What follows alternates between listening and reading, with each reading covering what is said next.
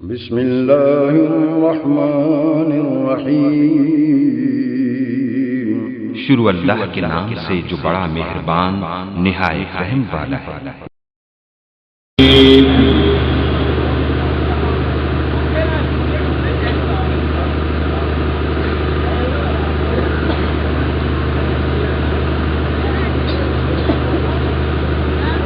بسم اللہ الرحمن الرحیم۔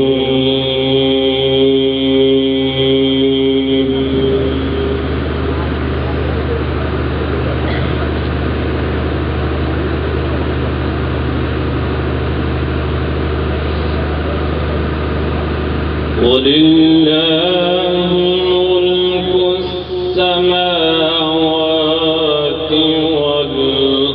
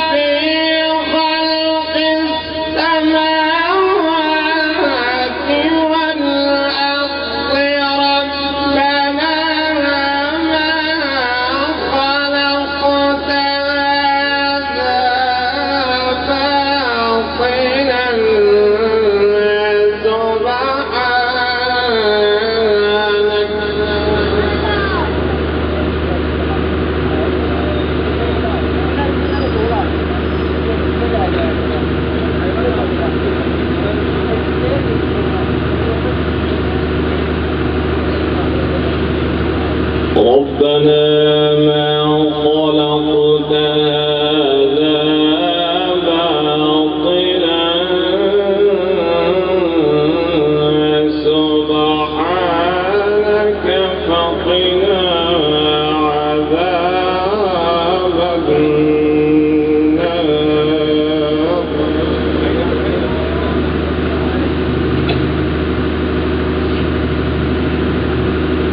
ربنا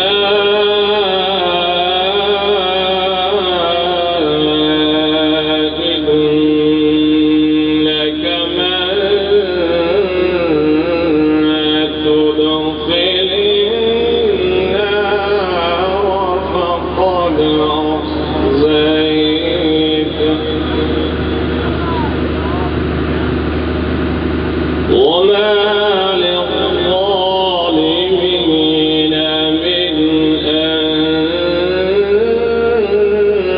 أنصار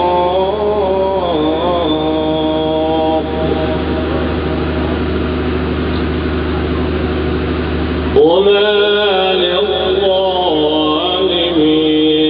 من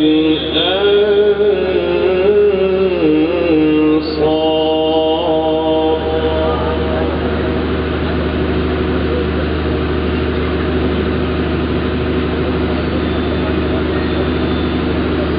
ربنا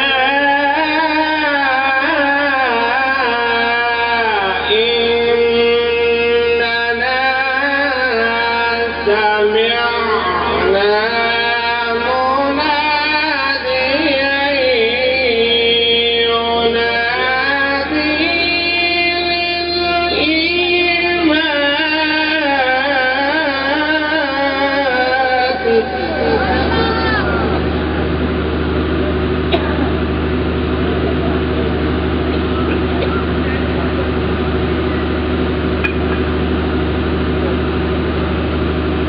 ربنا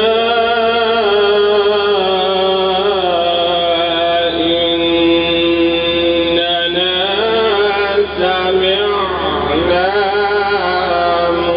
مناديا ينادي للإيمان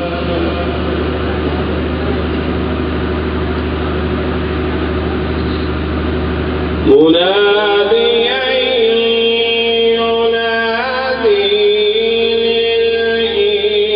للإيمان أن آمنوا بربكم فآمنا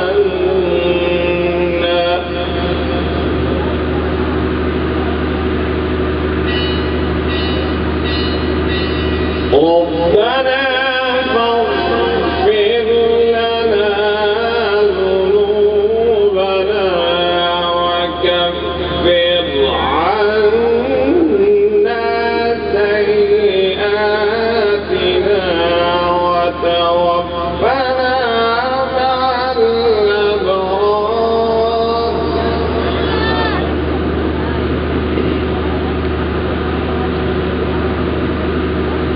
ربنا وآتنا ما وعدتنا على رسلك ولا تخزنا يوم القيامة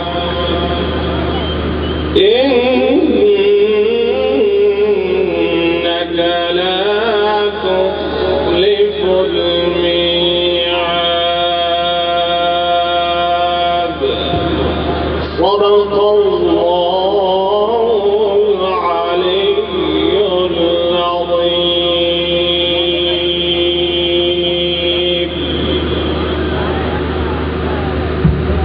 العظيم صاحب سلطنت کو وما علینا الا البلاغ نعرہ تکبیر بابا سے بولئے نعرہ تکبیر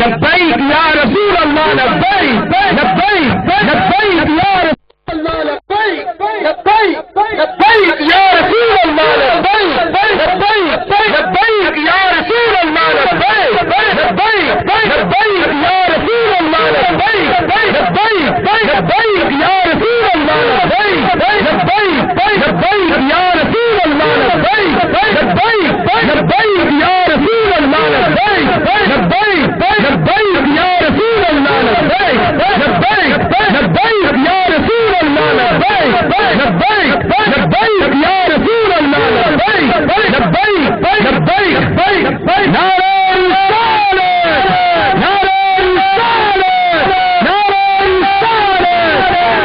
رسالت.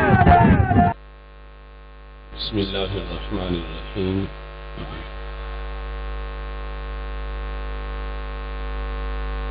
رب اشرح لي صدري ويسر لي امري واحلل عقدة من لساني يفقهوا قولي. رضيت بالله ربا وبالاسلام دينا وبمحمد صلى الله عليه وسلم نبيا ورسولا.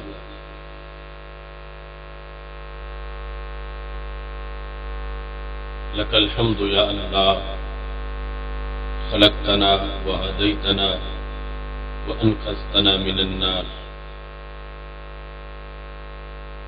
الصلاة والسلام عليك يا رسول الله. لقد بلغت الرسالة وأديت الأمانة ونصحت الأمة ومحوت الظلم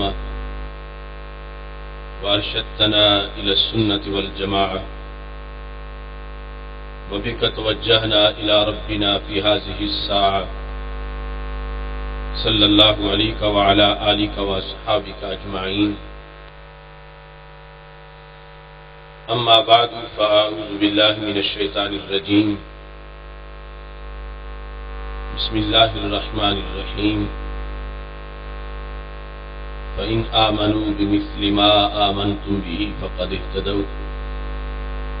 صدق الله العظيم وصدق رسوله النبي الكريم الأمين.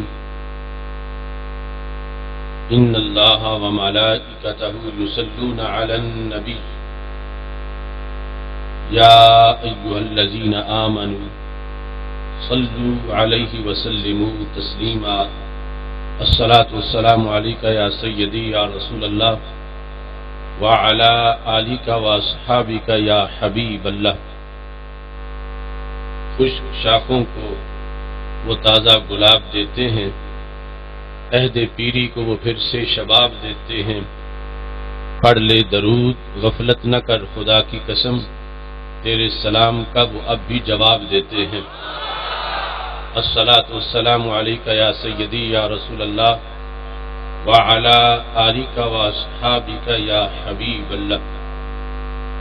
مولاي صل وسلم دائما ابدا على حبيبك خير الخلق منزه عن شريك في محاسنه فجوهر الحسن فيه غير منقسم.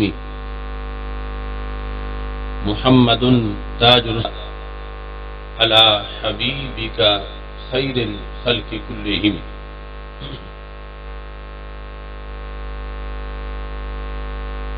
جس چیز کی آج ضرورت ہے، جس چیز کی آج ضرورت ہے وہ سنی کی بیداری ہے. گر جاگ گیا یہ سنی تو پھر ہر طاقت پہ بھاری ہے. ناکام ہیں گہرے صدمے بھی تیری گہری نیند اڑانے کو. اٹھ باندھ کمر کیوں سستی سی، تیری سوچ پہ اب تک طاری ہے. ہر کوئی اپنے مسلک سے وابستہ رہ کے جیتا ہے، کیوں سنی اپنے مسلک کے اظہار سے اب تک آری ہے. تو دیکھ لے اپنے ماضی کو، اس ملت کے ہر غازی کو. ہر ظالم غاصب لرزاں ہے، جلاد پہ ہیبت طاری ہے. مت ڈرنا ان بدخواہوں سے، مت ڈرنا ان تنگ راہوں سے، جب ساتھ ہیں طیبہ کے والی، پھر آگے کیا دشواری ہے۔ مت ڈرنا ان بدخواہوں سے، مت ڈرنا ان تنگ راہوں سے، جب ساتھ ہیں طیبہ کے والی، پھر آگے کیا دشواری ہے۔ اسلام کے غلبہ کی منزل ایک روز ہمیں مل جائے گی انشاءاللہ۔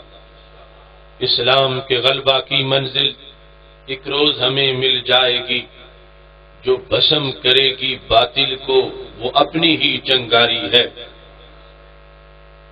جس دور میں ملت کے غازی سولی پہ چڑھائے جاتے ہوں، جس دور میں ملت کے غازی سولی پہ چڑھائے جاتے ہوں، وہ طرز حکومت ملت سے مکاری ہے، غداری ہے۔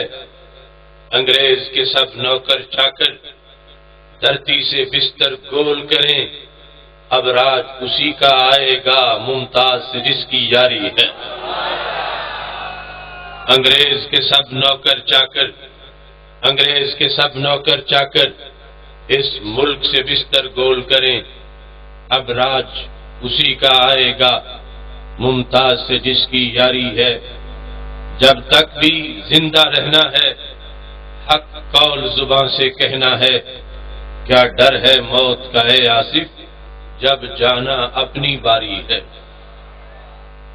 اللہ تبارک و تعالی جل جلالہ وعم نوالہ واتم برہانہ وعظم شانہ وجل ذکرہ وعز اسمہ کی حمد و ثنا، اور حضور سرور کائنات، مفخر موجودات، زینت بزم کائنات، دستگیر جہاں، غم گسار زماں، سید سروراں، حامی بے کساں، قائد المرسلین، خاتم النبیین، احمد مجتبیٰ جناب محمد مصطفیٰ صلی اللہ علیہ وآلہ واصحابہ وبارک وسلم کے دربار گوہر بار میں ہدیہ درود و سلام عرض کرنے کے بعد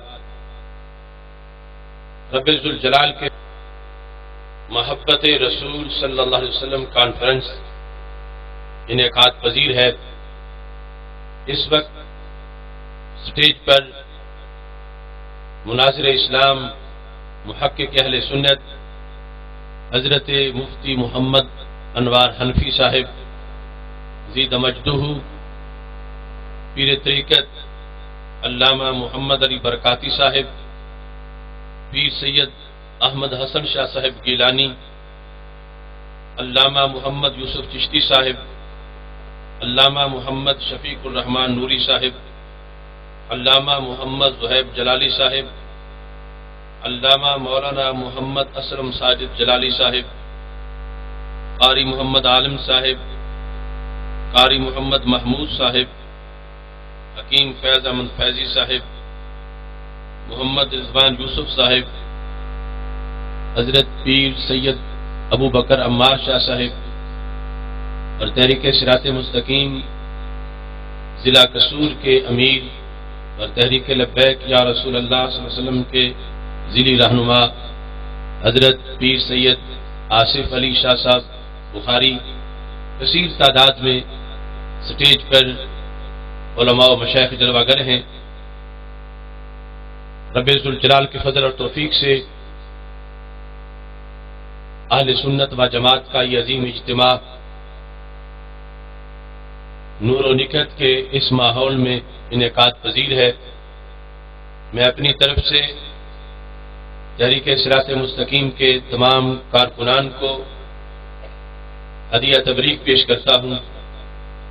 تحریک لبیک یا رسول اللہ صلی اللہ علیہ وسلم اور جماعت اہل سنت کے اراکین کو ہدیہ تبریک پیش کرتا ہوں، جنہوں نے بڑی ہی محنت کے ساتھ، جد و جہد کے ساتھ آج کی اس کانفرنس کا اہتمام کیا ہے۔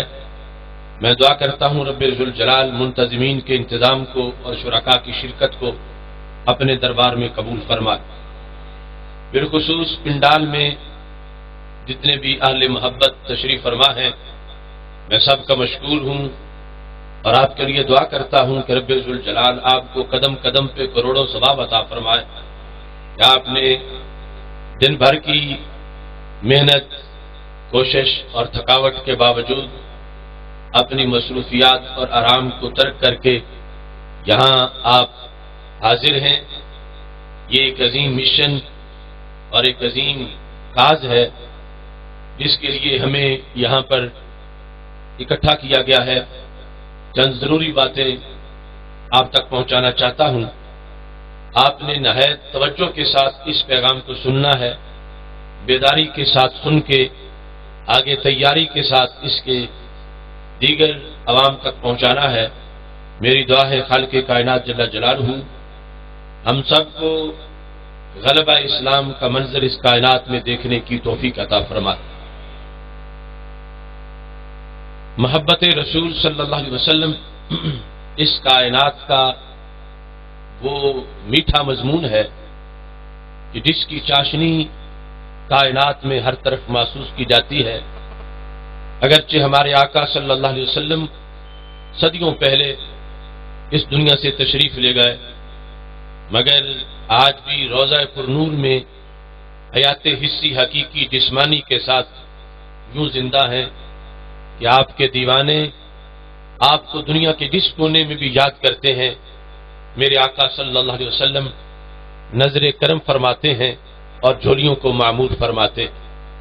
اس وقت بھی آپ اس یقین کے ساتھ اس اجتماع میں تشریف فرما رہے ہیں کہ اگرچہ ہم بیٹھے تو کنگن پور کے میلاد گراؤنڈ میں ہیں، مگر ہم نگاہ رسالت کے نیچے بیٹھے ہیں اور اللہ کے رسول علیہ السلام جانتے ہیں کہ میرے یہ غلام کہاں کہاں سے چل کے اس پیغام محبت میں اس وقت رونق افروز ہو چکے ہیں۔ محبت رسول صلی اللہ علیہ وسلم کا مضمون ہر دور میں اپنی آب و تاب دکھاتا رہا، لیکن اس صدی اور اس عہد میں ہمیں محبت رسول صلی اللہ علیہ وسلم کے اس عہد کے منفرد انداز دیکھنے کو مل رہے ہیں۔ اگرچہ ایک طرف اندھیروں کا حملہ ہے، خزاؤں کی یورشیں ہیں، سازشیوں کی سازشیں ہیں، اور ویسٹ کے پلید اور خائن لوگوں کی طرف سے گستاخانہ فلمیں اور گستاخانہ خاکوں کے نازیبا اور پلید دھندے ہیں، مگر دوسری طرف ہمیں غازی عامر عبد الرحمن اور غازی ممتاز حسین قادری شہید، غازی ثاقب شکیل جلالی، غازی محمد سلیم اور غازی محمد یوسف قادری اور غازی بلال احمد نیازی جیسے لوگ آج بھی ہماری صفوں کے اندر موجود ہیں، اور ان کی چمک اور ان کی رونق ہمارے ساتھ جلوہ گر ہے، جس کے پیش نظر ہمیں اس سلسلہ میں کوئی نا امیدی نہیں، بلکہ ہم پوری طرح پر امید ہیں، پر جوش ہیں، پر عزم ہیں کہ ملت آج بھی اپنی عظمت اور ہمت کا سفر طے کر رہی ہے، اور انشاءاللہ ہر دور کی طرح اس دور کے عاشقان رسول صلی اللہ علیہ وسلم بھی باطل کی آنکھوں میں آنکھیں ڈال کر اس بات کا اعلان کر رہے ہیں، شراب عشق احمد میں کچھ ایسی کیف و مستی ہے کہ جان دے کر بھی ایک دو بوند مل جائے تو سستی ہے۔ اللہ کے رسول علیہ السلام سے محبت رب ذوالجلال کی وجہ سے ہے، یہ بات بنیادی طور پر ذہن میں رکھنی چاہیے، کیونکہ کچھ لوگ اللہ کے رسول اور اللہ کے درمیان بھی دھڑا بندی کرنا چاہتے ہیں، اور یہ کہنا شروع ہو جاتے ہیں کہ ہم اللہ کی پارٹی ہیں اور یہ سنی نبی کی پارٹی ہیں۔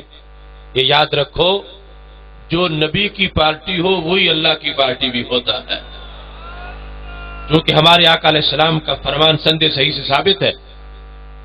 آپ نے فرمایا احب اللہ لما یغزوکم بہ من النعم، اللہ سے پیار کرو کہ وہ تجھے کھلاتا پلاتا ہے۔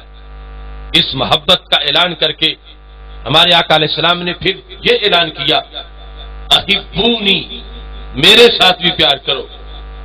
جب محبت رسول علیہ السلام کا مضمون رسول اللہ صلی اللہ علیہ وسلم نے بیان کیا، اس کی وجہ کیا بیان کی؟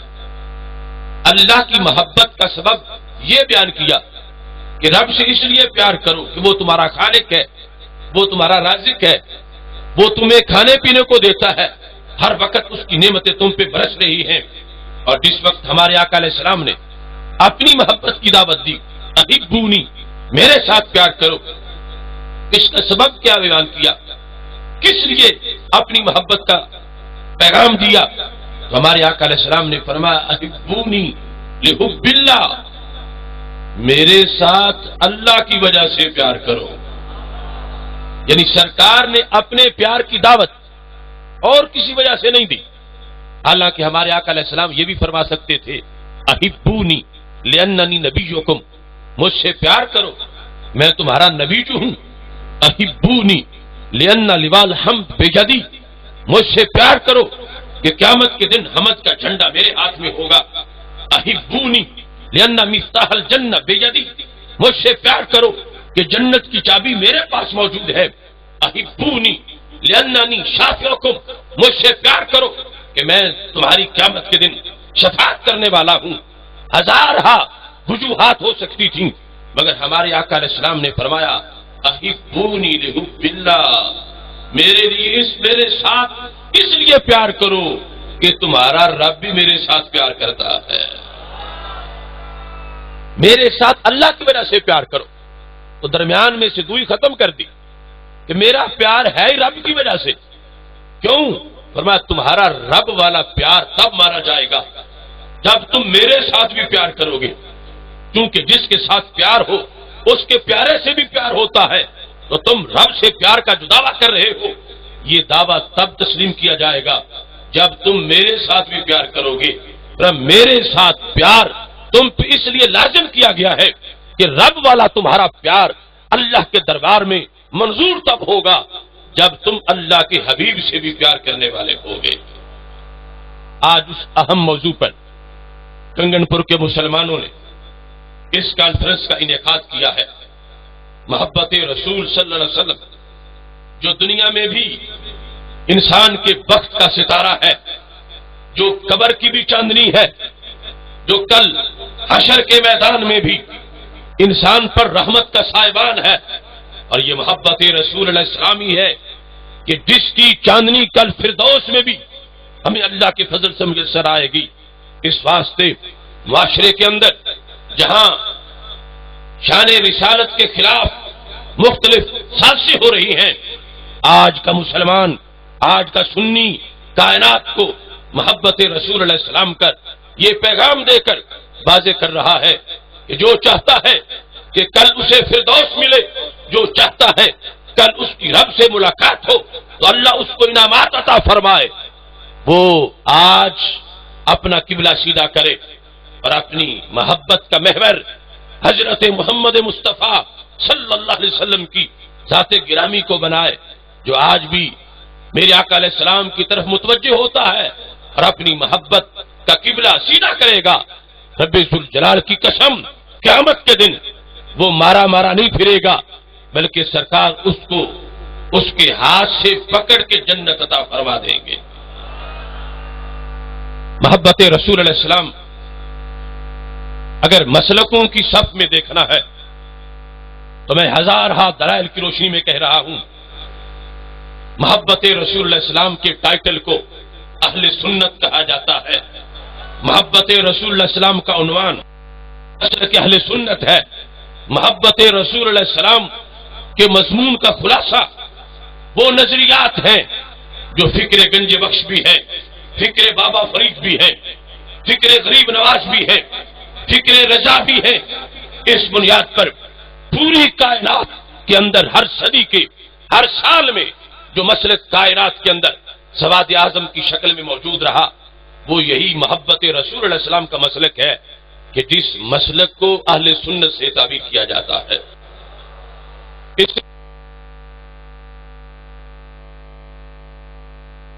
موجود ہے، میں اس لیے اس مضمون کے میں کہ ہمارے آقا صلی اللہ علیہ وسلم نے قیامت تک اہل محبت کو ایک ٹائٹل دیا، اور زبان رسالت سے یہ ملنے والا لقب امت تک پہنچا ہے تو شہید کربلا حضرت سیدنا امام حسین رضی اللہ تعالی عنہ کی زبان سے پہنچا ہے. اور پھر یہاں اس بات کی وضاحت بھی ضروری ہے کہ اسی شخص کو محبت رسول اللہ علیہ السلام میسر ہے جو میرے آقا علیہ السلام کی ہر نسبت کا پیار دل میں رکھتا ہے، ہر نسبت کا ادب کرتا ہے، ہر نسبت کا احترام کرتا ہے. جو شخص میرے آقا علیہ السلام کی آل کا بھی ادب کرتا ہے اور اصحاب کا بھی ادب کرتا ہے، ہر تبرک اور برکت کی نسبت کا احترام کرتا ہے، اس کا عشق رسول اللہ علیہ السلام کامل ہے، اسے محبت رسول اللہ علیہ السلام کی سند میسر ہے. اور جو کسی ایک جانب سے بھی انحراف کر جاتا ہے اسی کبھی بھی عشق رسول اللہ علیہ السلام کی سند نہیں ملتی. عشق رسول اللہ علیہ السلام اور محبت رسول اللہ علیہ السلام کا سرٹیفکیٹ اسے میسر آتا ہے جو میرے آقا علیہ السلام کی آل سے بھی پیار کرتا ہے اور محبوب کے اصحاب سے بھی پیار کرتا ہے. اس سلسلہ میں الکامل کی تیسری جلد کے اندر یہ الفاظ موجود ہیں. سیدنا امام حسین رضی اللہ تعالیٰ عنہ جب کربلا کے میدان میں خطاب فرما رہے تھے، ابن الاسیر نے تیسری جلد کے 419 صفحے پر اس حدیث کو لکھا.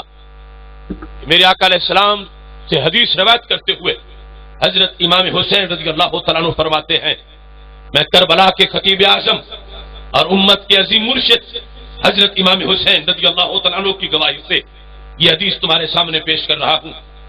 اور حضرت امام حسین حدیث کو پیش کرنے سے پہلے اس بات کی وضاحت کرتے ہیں کہ یہ وہ حدیث نہیں کہ میرے اور میرے نانا جی کے درمیان کوئی واسطہ ہو اور میں اس واسطے سے یہ حدیث حاصل کی ہو، بلکہ یہ وہ حدیث ہے جو اللہ کے رسول علیہ السلام کی زبان سے میں نے خود اپنے کانوں سے سنی ہے. کیا خوبصورت الفاظ ہیں. یہ کربلا کے میدان میں حدیث اس لیے بیان کی گئی کہ چلتے چلتے یہ پیغام محبت کنگن پور تک پہنچے گا.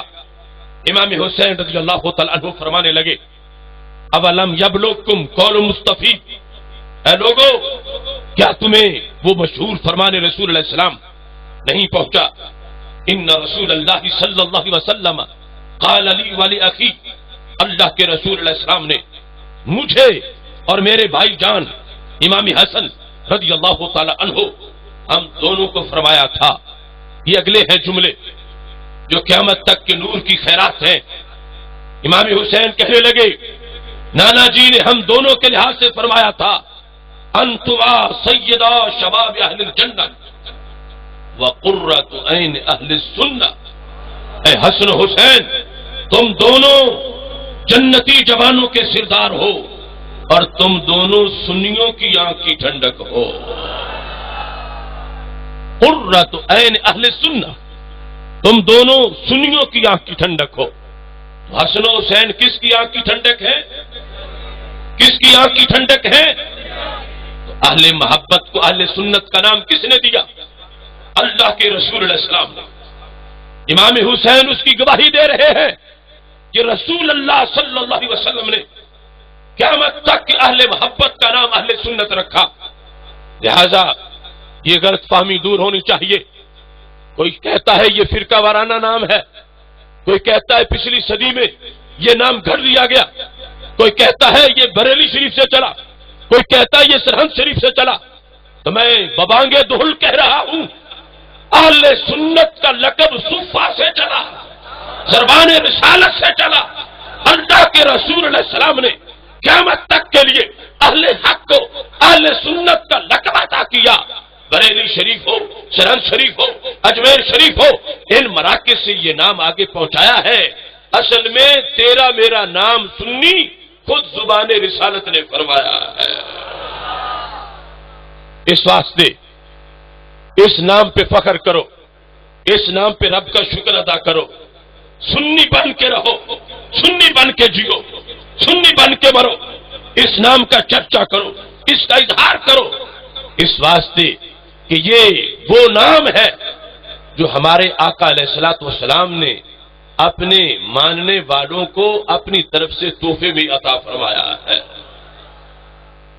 اگر ہمیں ہمارے پیر و مرشد کو لقب دے، ہمیں ہمارے استاد کو لقب دے، ہم اسے فخر سے بیان کریں. کہ میرے استاد نے مجھے یہ لقب دیا، میرے پیر نے مجھے یہ لقب دیا، تو سنی سینہ تان کے تو زمانے کو کیوں نہیں بتاتا کہ میرے نبی نے مجھے یہ لقب دیا، اللہ کے رسول علیہ السلام نے مجھے سنی کہا، اور سنی کس بیس پہ کہا کہ سنی وہ ہوتا ہے جو محب اہل بیت ہوتا ہے، سنی وہ ہوتا ہے جو محب اصحاب ہوتا ہے۔ تو یہ نام نیا نہیں، یہ نام کل پرسوں کھڑا نہیں گیا۔ ہم جس ماحول میں رہتے ہیں اس میں وہ لوگ بھی ایسے مسالک بھی ہیں جنہوں نے کل انگریز کو درخواست دی تھی جب بر صغیر پہ برٹش استعمار تھا، کچھ مسلکوں کے لوگ جو آج توحید کے دعوے دار بنے پھرتے ہیں، انہوں نے تو انگریز کو یہ درخواست دی تھی کہ ہمارا نام رجسٹرڈ کر دو، ہمارے نام کی رجسٹریشن کر دو۔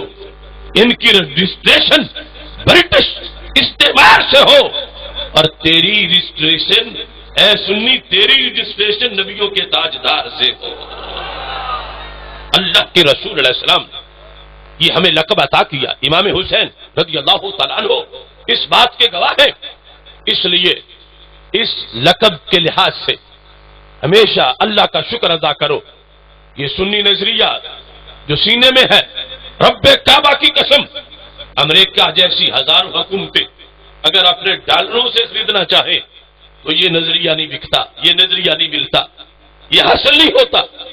یہ اللہ کا فضل ہے کہ خالق کائنات نے ہمیں تو یہ نظریہ سنی ماؤں کے دودھ میں ہی عطا فرما دیا ہے۔ اس نام کو چھوٹا بھی نہ سمجھو اور اس کو بیان کرنے میں جھجک بھی محسوس نہ کرو۔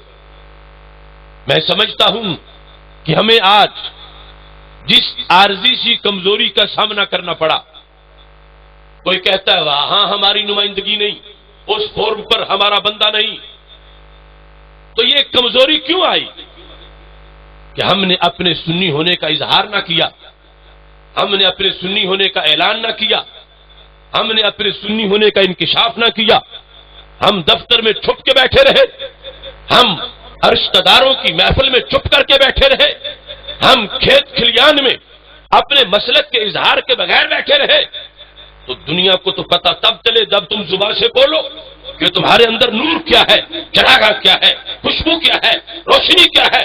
تو رب کعبہ کی قسم، کنگن پور کے مسلمانوں، میں پورے وثوق سے کہہ رہا ہوں، اگر تم انقلاب چاہتے ہو اور یقیناً انقلاب چاہتے ہو اور سنی انقلاب چاہتے ہو اور غلبہ اسلام چاہتے ہو تو دن میں صرف 10 مرتبہ اپنی سنی ہونے کا اظہار کرو، کیڑے مکوڑے اپنی موت خود مر جائیں گے۔ تم بتاؤ میں سنی ہوں، میرا مسلک اہل سنت ہے، میں بدعتی نہیں ہوں، میرے پاس دربار رسالت کا سرٹیفکیٹ ہے، میں امت کی فصل کی جڑی بوٹی نہیں ہوں، میں تو مکی مدنی پنیری ہوں، میں اس وقت سے ہوں، میرا رابطہ دربار رسالت سے ہے۔ اپنے سنی ہونے کا اظہار کرو، جھجک محسوس نہ کرو۔ اگر کسی کو یہ ہے کہ میں نے سر محفل بتایا میں سنی ہوں تو مجھے فلاں یہ تانا دے گا کہ تم 11ویں کرتے ہو تو اس کا ثبوت کیا ہے، تو میرے پاس ثبوت نہیں۔ تم میلاد مناتے ہو تو اس کا ثبوت کیا ہے، وہ پوچھیں گے تو میرے پاس ثبوت نہیں۔ تو میں تمہیں یقین دلاتا ہوں اور بلا وجہ نہیں دلاتا، تحریک صراط مستقیم کے عقیدہ توحید سیمینار اور باقی سیمینار تمہارے سامنے ہیں، میں تمہیں یقین دلاتا ہوں، تم سینہ تان کے اپنے سنی ہونے کا اعلان کرو، رب کعبہ کی قسم یہاں ہی نہیں دنیا کے جس کونے میں تجھے مسلک کی دلیل کی ضرورت پڑے گی، ہم سر کے بل چل کے تمہاری دلیل کا جھنڈا بلند کر دیں گے۔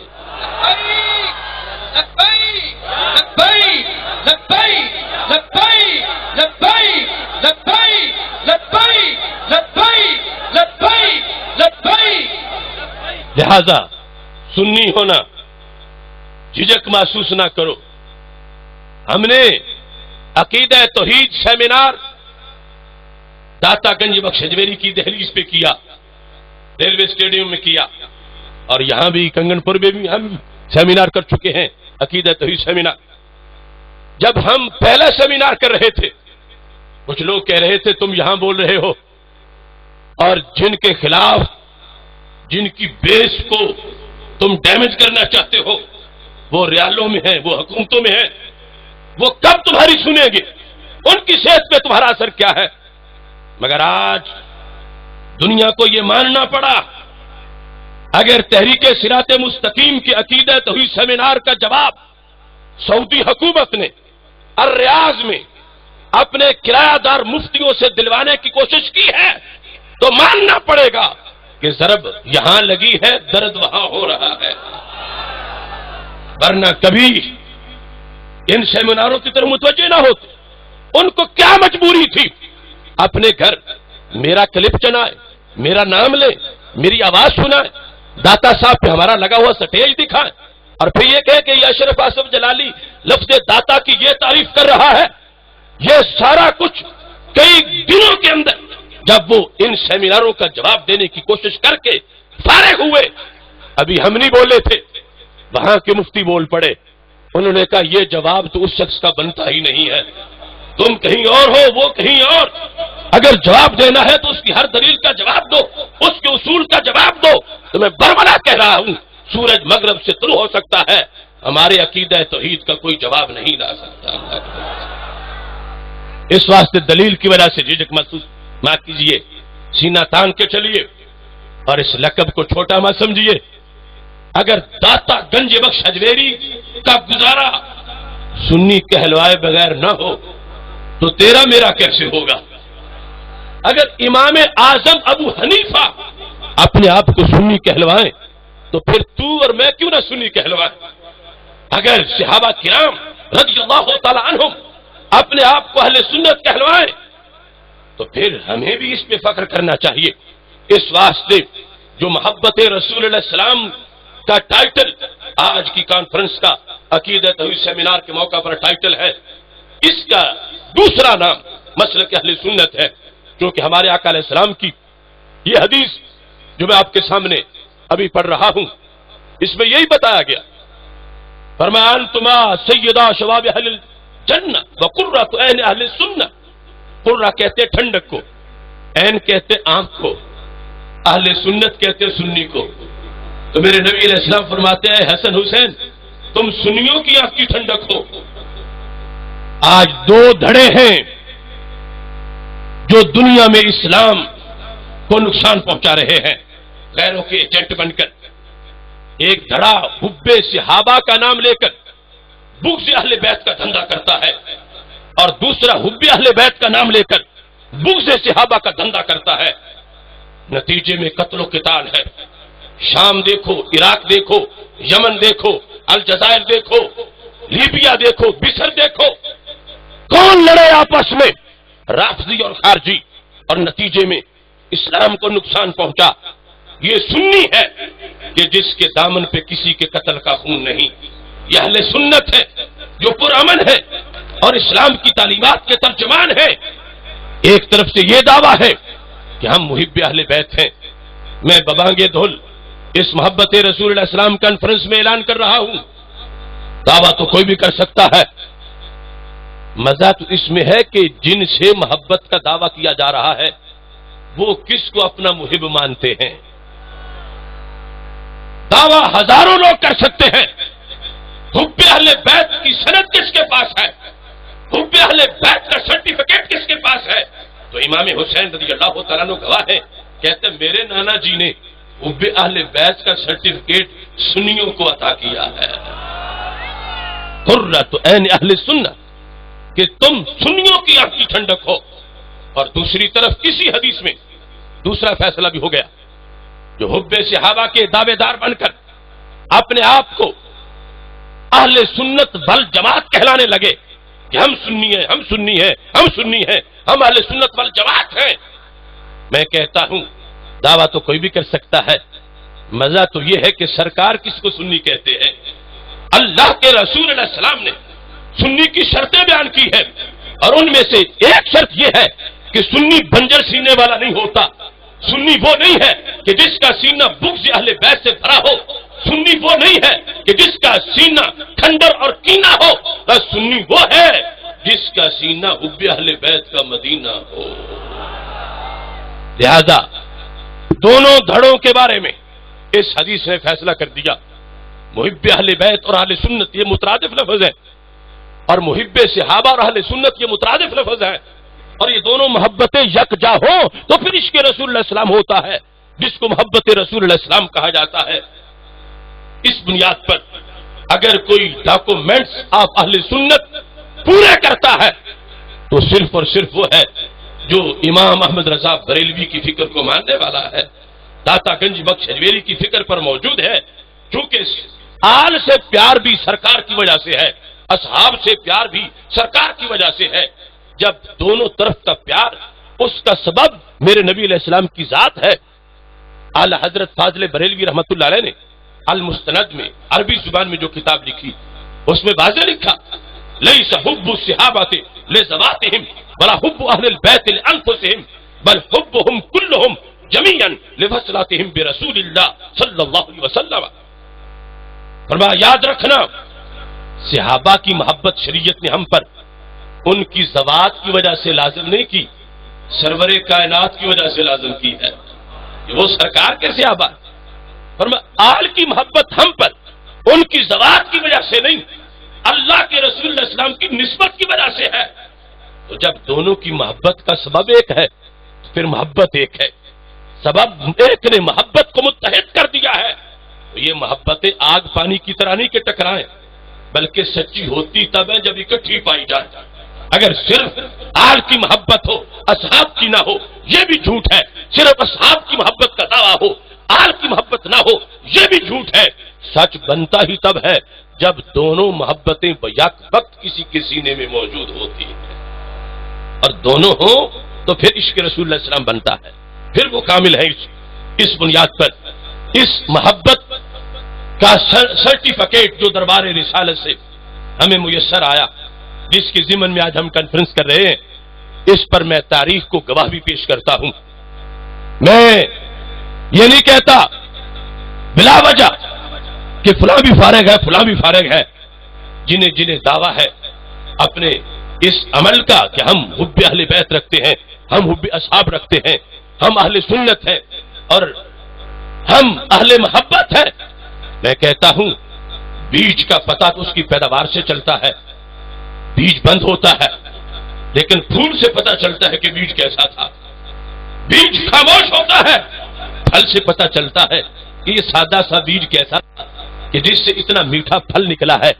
تو میں کہتا ہوں ان دونوں دھڑوں کو جو اس وقت اہل اسلام کے لیے ایک عذاب کا باعث بنے ہوئے ہیں اور پوری دنیا میں انہوں نے اسلام کو نقصان پہنچایا ہے، کہ اپنی اپنی بیج کے برحق ہونے کے لیے اپنی پیداوار دکھاؤ کہ 14 صدیوں میں تمہارے دامن میں کتنے پھول ہیں، کیا پھل ہے اس بیج کا؟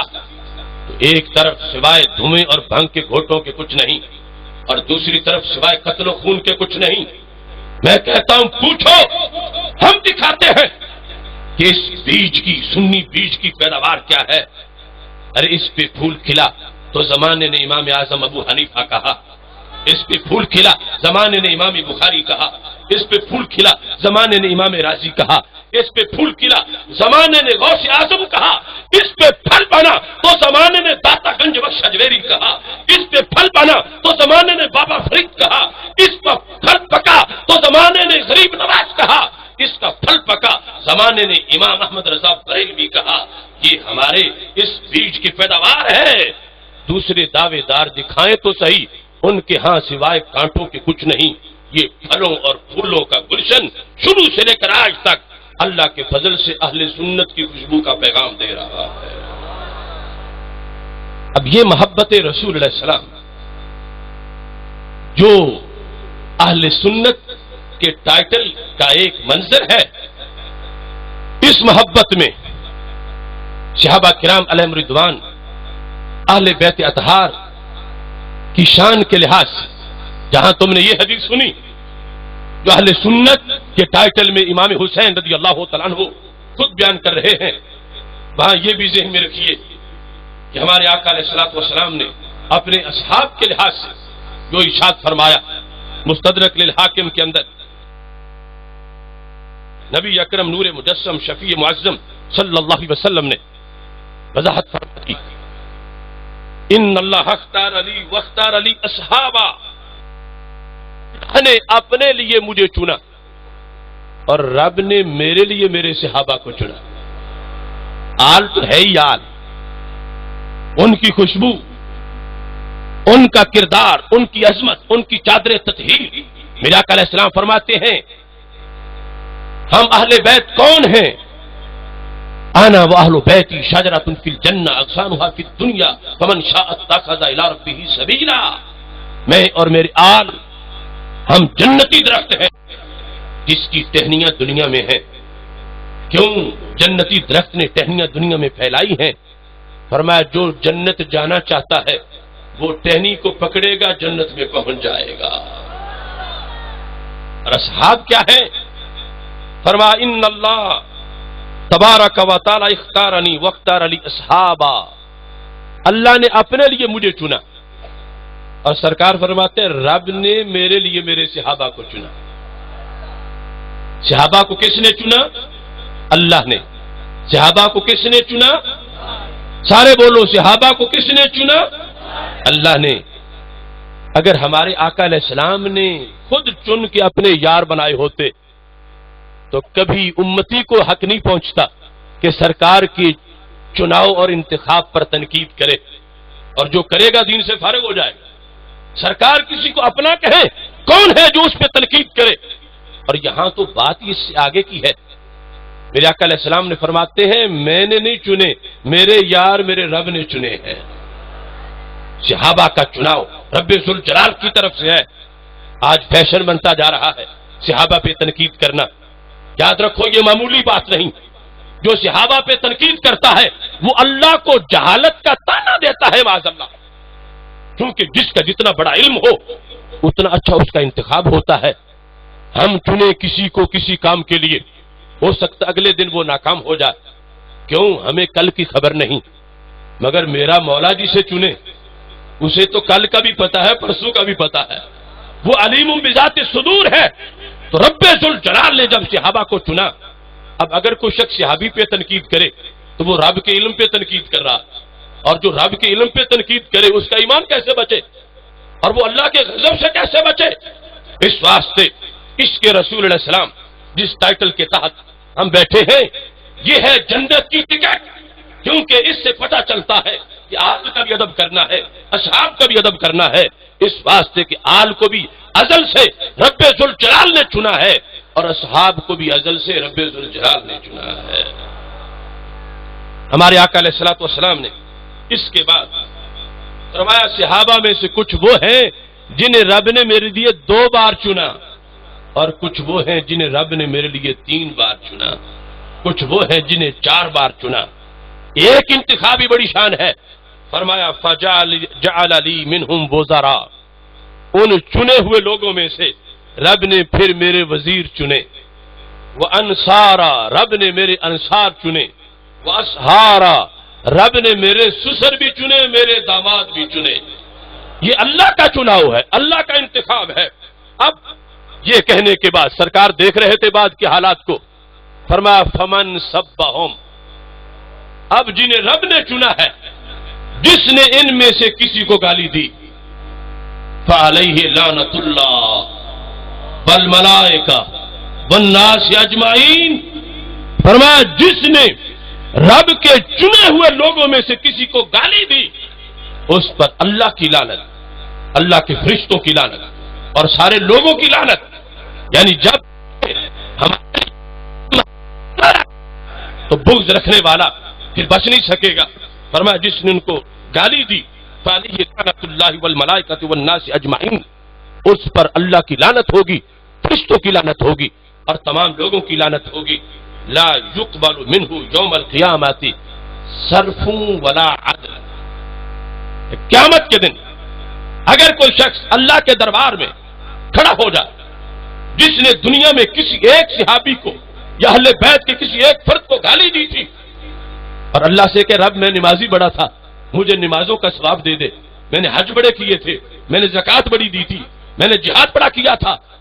پھر آقا علیہ السلام فرماتے ہیں لا يقبل منه صرف ولا عدل. قیامت کے دن اللہ کہے گا کوئی نماز نہیں تیری میرے پاس، کوئی حج نہیں، کوئی زکات نہیں، کوئی نیک کام نہیں.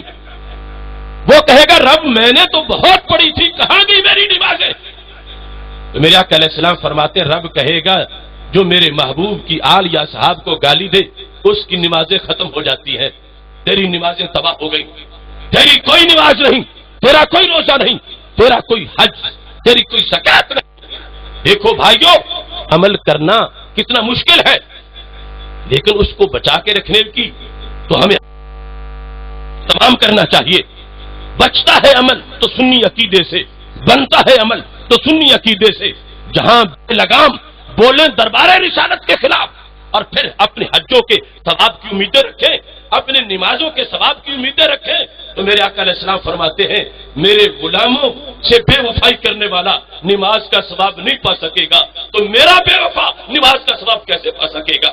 اس کو کچھ نہیں ملے گا قیامت کے دن۔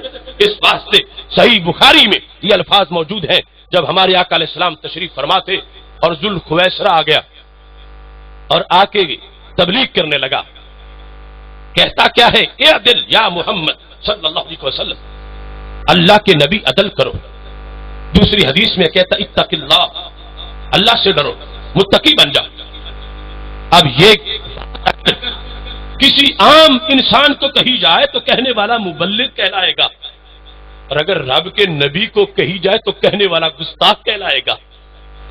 یہ سرکار میں کوئی عدل کی کمی سمجھتا ہے کہ کہہ رہا ہے عدل کرو؟ سرکار میں تقوی کی کمی سمجھتا ہے معاذ اللہ، کہتا ہے متقی بن جاؤ۔ شروع سے تبلیغیوں کا ایک ٹولہ ایسا ہے جنہیں پتہ ہی نہیں تبلیغ کرنی کہاں ہوتی ہے، سرکار کو کہہ رہا ہے اعدل اتق اللہ۔ ایک روایت میں یہ ہے بخاری شریف میں، حضرت فاروق اعظم رضی اللہ تعالیٰ عنہ پاس بیٹھے تھے، کہا یا رسول اللہ صلی اللہ علیہ وسلم اجازت دو میں اس گستاخ کا سر اتاروں۔ فوراً بات پا گئے کہ اگرچہ بولا اعدل ہے، کوئی گالی نہیں دی، لیکن اس کے اندر دیکھ توہین ہے۔ محبوب مجھے اجازت دو میں اس کا سر اتاروں، یہ توہین کر رہا ہے۔ اور دوسری حدیث میں ہے حضرت خالد بن ولید رضی اللہ تعالیٰ عنہ نے کہا محبوب اجازت دو میں اس کا سر اتاروں، یہ توہین کر رہا ہے۔ تو میرے آقا علیہ السلام نے فرمایا جواب سننا، صحیح بخاری ہے اور یہ ہماری ہے اور یہ سارے کی ساری ہے۔ فرمایا یخرج من ذئب ھذا الرجل، اس کی نسل سے ایک قوم آئے گی، اس کی نسل سے۔ اب جیسے اس کے کام سے نسل کے بھی ویسے ہی ہونے ہیں۔ اس کو حیا نہیں تھی دربار رسالت اور اپنے گلابی تقوی پہ ناز تھا، یعنی جو سرکار کو کہہ رہا ہے کہ متقی بن جاؤ، وہ متکبر اپنے آپ کو کتنا پارسا سمجھتا ہے۔ اس کی نسل سے ایک قوم آئے گی، کیسے ہوں گے؟ یقرؤون القرآن، قرآن پڑھیں گے۔ تم سوچ رہے ہو کہ قرآن پڑھنا تو اچھی بات ہے، تو بروں کی یہ علامت کیوں بیان کی گئی؟ اگلی بات بھی سنو، بخاری ہے یقرؤون القرآن ولا یجاوز حناجرہم، صحابہ وہ قرآن پڑھیں گے مگر حلق سے نیچے نہیں جائے گا۔ بخاری ہے ہر قرآن پڑھنے والا برحق نہیں، قرآن حق ہے، ہر درس قرآن دینے والا برحق نہیں، قرآن حق ہے، ہر قرآن پڑھ کے تقریریں کرنے والا برحق نہیں، کیونکہ تفسیر ابن کثیر میں یہ حدیث موجود ہے۔ میرے آقا علیہ السلام نے فرمایا مجھے اپنی امت پر قرآن کا بھی خطرہ ہے۔ تفسیر ابن کثیر، پوچھا کہ محبوب قرآن تو خطرے مٹانے آیا، قرآن کا خطرہ کیا ہے؟ دیکھو غیب کی خبریں۔ فرمایا یقرؤون القرآن، قرآن کا بھی خطرہ ہے، کیا؟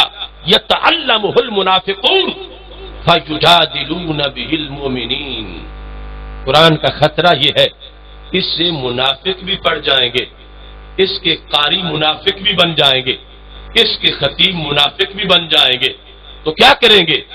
فرمایا یتعلمہ المنافقون فیجادلون بہ المؤمنین، اس کو منافق پڑھ کے مومنوں پہ ہی فتوے لگائیں گے، بتوں والی آیتیں ولیوں کے بارے میں ہی پڑھیں گے، کافروں والی مسلمانوں کے بارے میں پڑھیں گے۔ مجھے اپنی امت پر قرآن کا بھی خطرہ ہے کہ قیامت تک کون سینے چیک کر کے حافظ قرآن بنائے گا، کون سینے چیک کر کے مدرسہ کھولنے کی اجازت دے گا۔ فرمایا کچھ منافق بھی مدرسہ بنا لیں گے، خطیب بن جائیں گے، درس قرآن دینا شروع کر دیں گے، بتوں کی آیات ولیوں پر لگا کر امت میں فساد کریں گے۔ فرمایا مجھے وہ دن نظر آ رہا ہے، تیری نظر خارزار شب میں گلاب تحریر کر چکی تھی، اجاڑ نیندوں کے خواب میں انقلاب تحریر کر چکی تھی، میرے ذہن کے فلک پر جو سوال چمکے تو میں نے دیکھا تیرے زمانے کی خاک ان کے جواب تحریر کر چکی تھی۔ کہ اسی حدیث میں فرمایا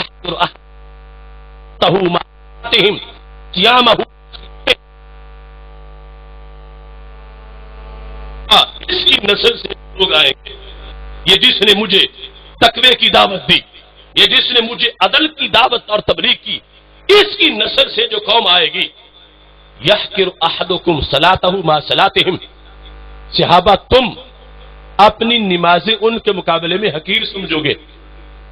اب دیکھو وہ صحابہ ہیں، ہماری کیا حیثیت ہے؟ صحابہ کو سرکار فرما رہے ہیں یحقر احدکم، تم میں سے ایک اپنی نماز کو ان کے مقابلے میں حقیر سمجھے گا، یعنی وہ اتنی پڑھتے ہیں جتنی میں پڑھتا نہیں، یعنی نماز فرض تو ظاہر ہے کہ صحابہ بھی پڑھتے ہیں، سنتے بھی پڑھتے ہیں، نفل بھی پڑھتے ہیں، مگر ایک ہے نماز کا پروپیگنڈا، وہ اتنا کریں گے صحابہ تم سمجھو گے کہ ہم سے تو کہیں زیادہ نمازی ہیں، وَعَمَلَهُ مَا عَمَلِهِمْ وَصِيَامَهُ مَا صِيَامِهِمْ، وہ تم سمجھو گے ہم سے تو زیادہ روزے رکھتے ہیں اور ہم سے تو زیادہ چلے لگاتے ہیں، ہم سے تو زیادہ نیک کام کرتے ہیں۔ صحابہ نے پوچھا محبوب یہ اتنا کچھ قرآن بھی پڑھیں، نماز بھی پڑھیں، روزہ بھی رکھیں، سب کچھ کریں تو مرے کیسے؟ میرے آقا علیہ السلام نے فرمایا یمرقون من الدین کما یمرق السهم من الرمیہ، یہ زبان رسالت کا فیصلہ ہے، اور ہم مریں گے یوں جب روح نکلے گی تو ذرہ بھر بھی دین کی چمک پاس نہیں ہوگی، خالی ہوں گے۔ مثال دے کر فرمایا کیسے خالی جائیں گے دنیا سے؟ قرآن پڑھ کے خالی، نماز پڑھ کے خالی، روزہ رکھ کے خالی، جہاد کر کے خالی، تبلیغ کر کے خالی، کیسے؟ یمرقون من الدین کما یمرق السهم من الرمیہ، جیسے تیر شکار کو لگے اندر گھسے، پورا اندر گھس کے باہر نکلے دوسری طرف تو خالی نکل جاتا ہے، ساتھ کوئی بوٹی نہیں نکلتی، جیسے دین شکار میں تیر اندر گھس کے نکلا تو خالی نکل گیا، تو ایسے ہی اس کی نسل سے ایک قوم آئے گی، دین میں بظاہر گھس جائیں گے، دین میں ڈوبے ہوئے ہوں گے، مگر مریں گے تو دین 1% بھی نہیں پاس ہوگا، خالی جائیں گے دنیا سے، خالی، محروم، ایمان کے محروم، ایمان سے محروم دنیا سے چلے جائیں گے۔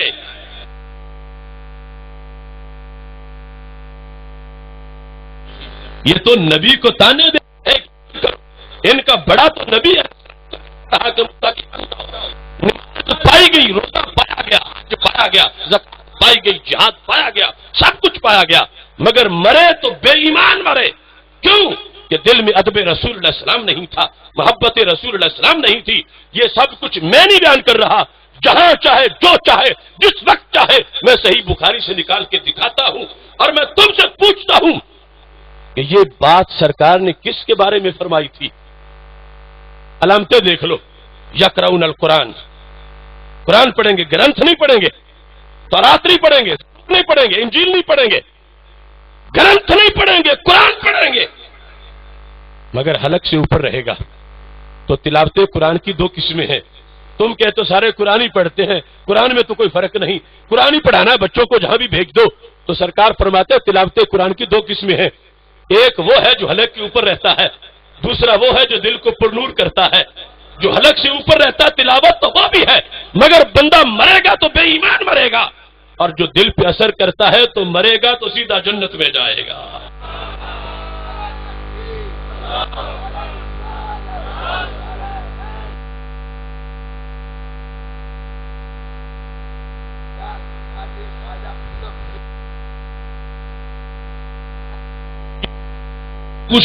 یہ بات کس کی ہے؟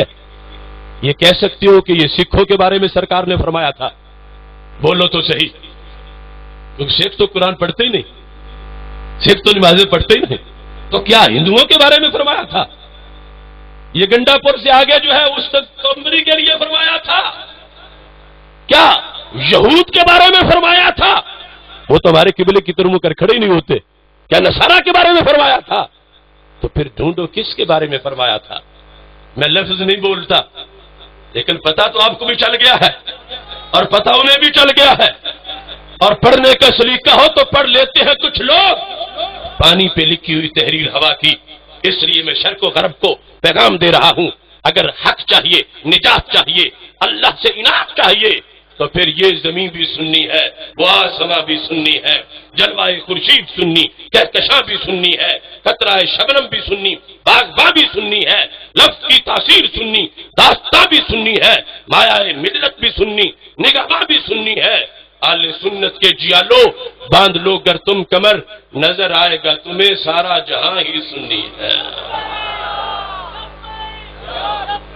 نعرہ کٹھا لگوا کرے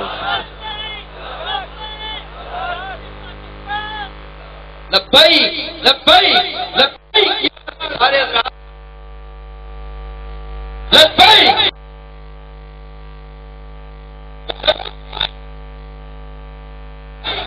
لگانا ہے وہ والا. تو پورے سرور کے ساتھ یہ نعرہ لگتا ہے تو آج واشنگٹن کے وائٹ ہاؤس کو بھی دراڑیں پڑ جاتی ہے. تو کنگن پور میں یوں نعرہ لگاؤ کہ ہر طرف صفائی ہو جائے. اب لگاؤ نعرہ. لبیک لبیک لبیک یا رسول اللہ، لبیک لبیک لبیک یا رسول اللہ، لبیک لبیک لبیک یا رسول اللہ، لبیک لبیک لبیک. اب موضوع تو میں جو بیان کر رہا ہوں اسی کا یہ حصہ بھی درمیان میں موجود ہے، توجہ کرنا. شاید یہاں کوئی مخصوص توحیدی یہ کہہ رہا ہو کہ تم تو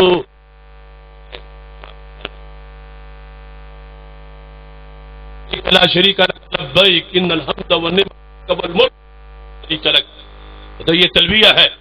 میں کہتا ہوں ہاں یہ تلبیہ ہے اور اس پر ہمارا یقین ہے، مگر ہم جو لبیک یا رسول اللہ صلی اللہ علیہ وسلم کہہ رہے ہیں، ہم بھی وہی صدا بلند کر رہے ہیں جو سرکار کے سامنے سرکار کے صحابہ نے بلند کی.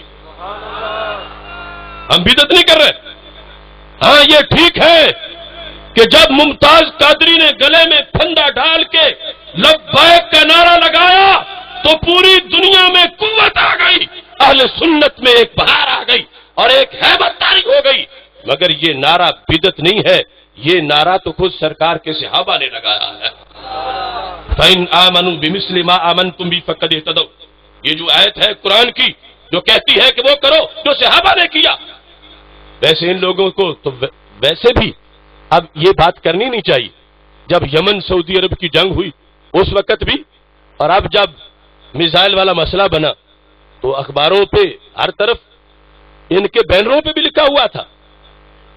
سعودی عرب کا وزیر دورے پہ آیا تو اسلام آباد لاہور میں سڑکوں کے بینروں پہ لکھا تھا لبیک یا خادم الحرمین. میں کہتا اب توحید کدھر گئی؟ ہم لبیک یا رسول اللہ کہے تم کہو مشرک ہو گئے ہو، تم لبیک یا خادم الحرمین کہو. تو پھر کہتے ہیں یہ تم دور سے پکارتے ہو وہ سنتے کیسے ہیں؟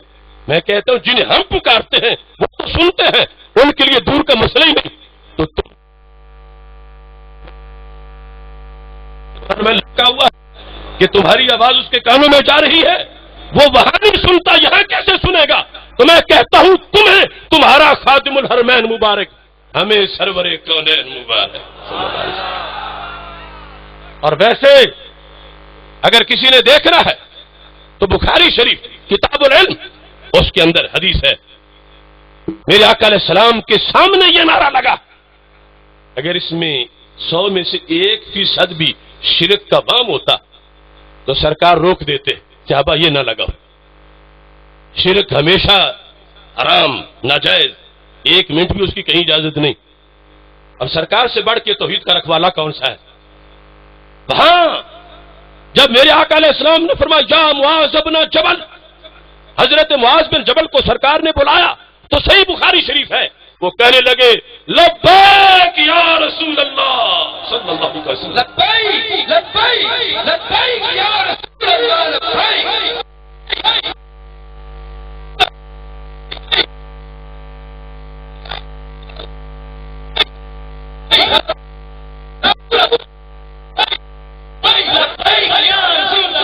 اس واسطے اب وقفے وقفے سے نعرہ لگانا ہے کیونکہ اس کی برکات بڑی ہیں، اور پرانا لگانا پورے زور سے ہے اور مست ہو کے لگانا ہے، اور یہاں سے لے کر امریکہ تک جتنے اس نعرے کے مخالف ہیں ان پر یہ بات تو ہر طرف راج ہوگا تو لبیک یا رسول اللہ کا راج ہوگا انشاءاللہ۔ اب دیکھیے محبت کی بات ہو رہی ہے، محبت رسول علیہ السلام انسان میں ہو تو اس کا درجہ کیا ہے؟ میں کہتا ہوں حیوان میں آ جائے تو دنیا حیران ہے۔ یہ میرے پاس ہے البدایہ والنہایہ، اس میں جلد نمبر 6 کے اندر امام ابن الاسیر نے، بلکہ حافظ دمشقی نے، ابن کثیر نے اس کو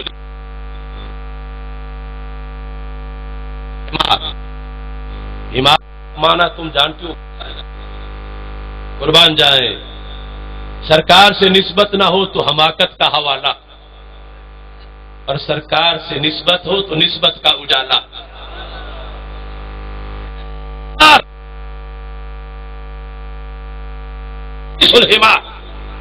حدیث الحمار، اور ایسی حدیث ہے کہ جس سے ہر بیمار کی بیماری دور ہو سکتی ہے، حدیث حمار سے اگر تھوڑی سی توجہ کرے، سننی ہے، یاد رکھنی ہے۔ جب خیبر فتح تو ہمارے آقا علیہ السلام کے پاس مختلف جانور ایوڑ پیش کیے گئے، ان میں سے سرکار نے ایک دیوانے کو پہچان لیا، تھا کون؟ حمار اسود، گدھا تھا کالے رنگ کا۔ میرے آقا علیہ السلام کے پاس جب وہ گدھا آیا، فَكَلَّمَ النَّبِيُّ صلی اللہ علیہ وسلم الحمار فَكَلَّمَهُ الحمار، سرکار پہچان گئے۔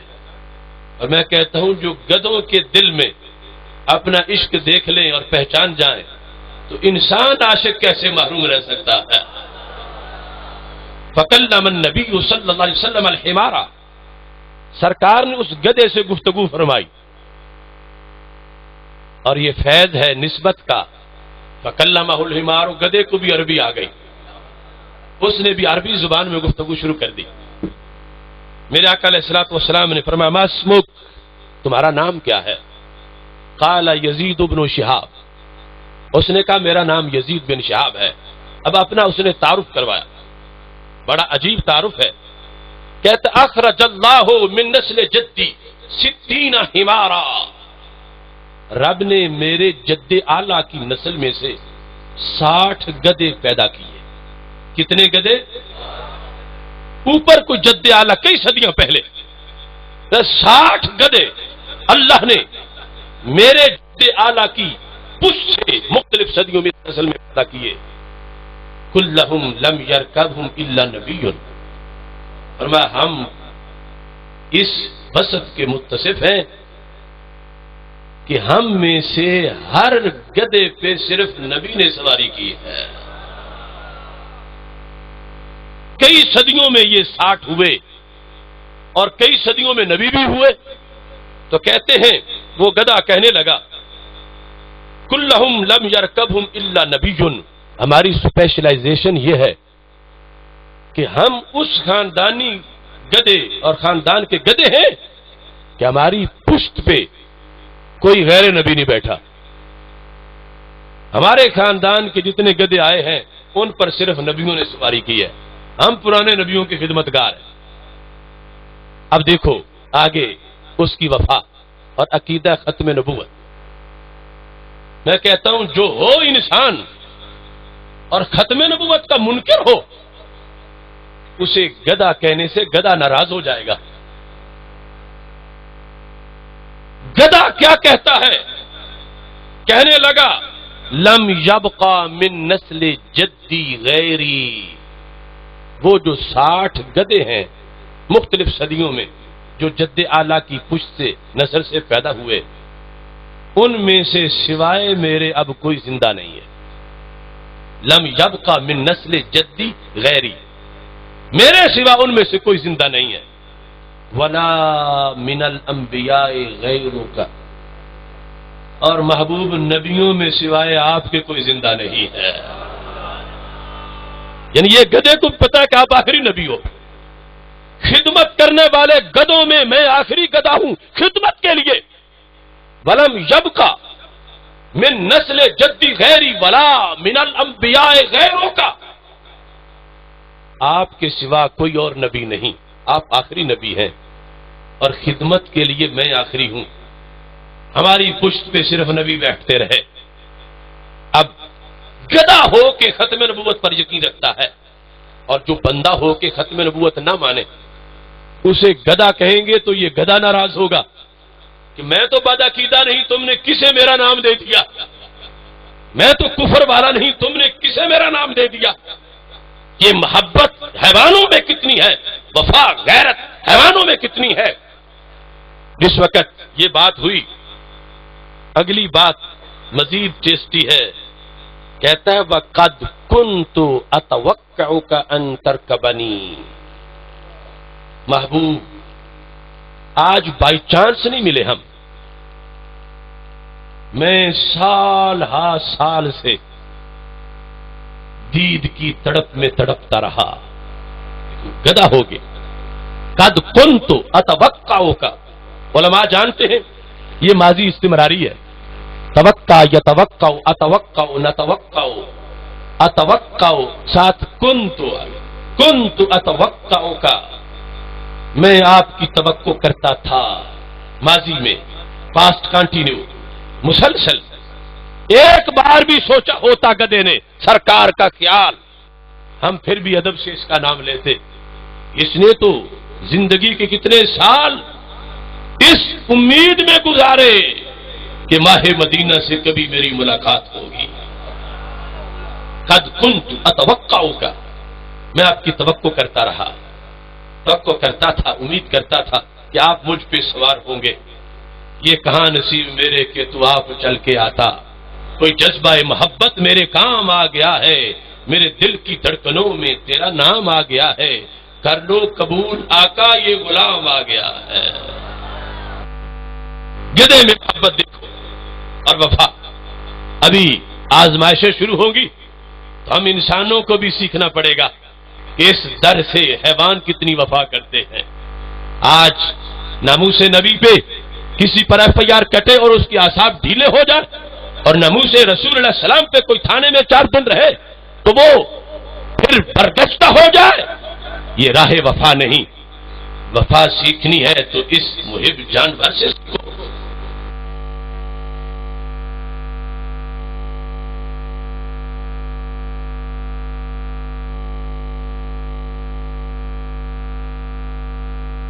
كنت قبلك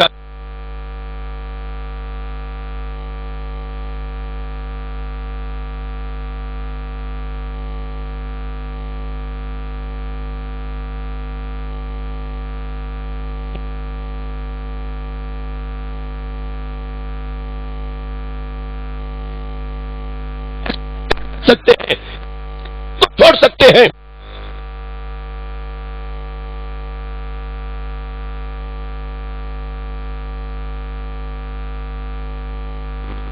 غیرت اس کی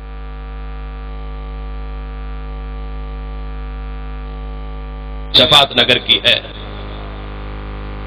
کہتا ہے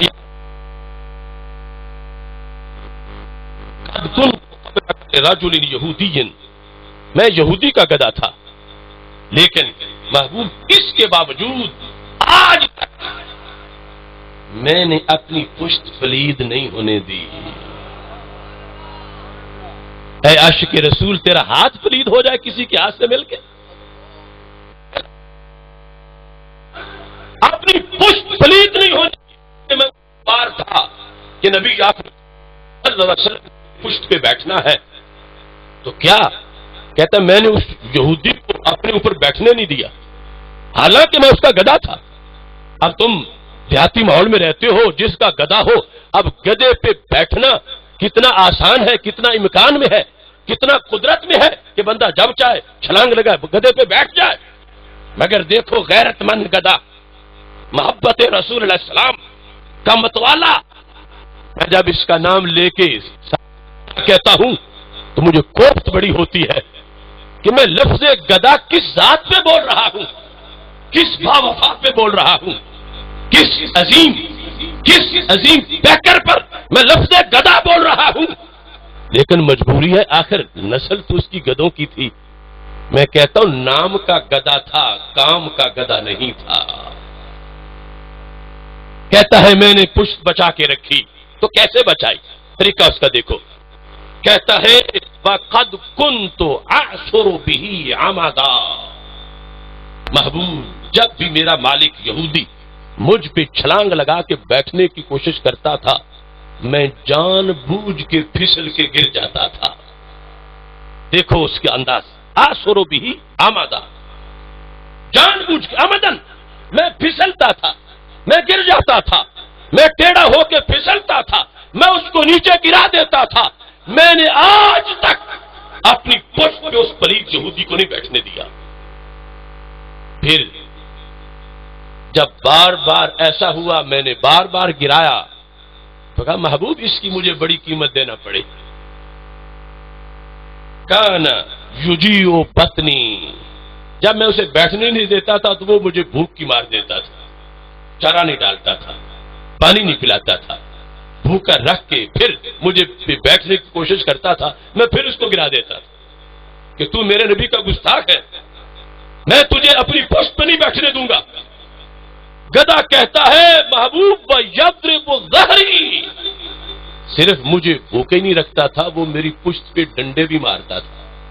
میرے نبی میں نے ڈنڈے کھائے، میرے محبوب میں بھوکا رہا، میرے محبوب میں پیاسا رہا، میں اس یہودی کے ملک میں رہ کر باوفا رہا، باضمیر رہا، میں غیرت مند رہا، میں نے اپنی پشت پلید نہیں ہونے دی، ڈنڈے کھائے ہیں، بھوک برداشت کی ہے، مگر میں نے عشق پہ پہرا دیا ہے۔ اے سنی مت بھول جانا، جب ایک جانور اس بارگاہ کا اتنا وفادار ہے، حالانکہ اشرف المخلوقات نہیں، حالانکہ اس میں عقل نہیں، لیکن پھر بھی وہ اتنا وفادار ہے۔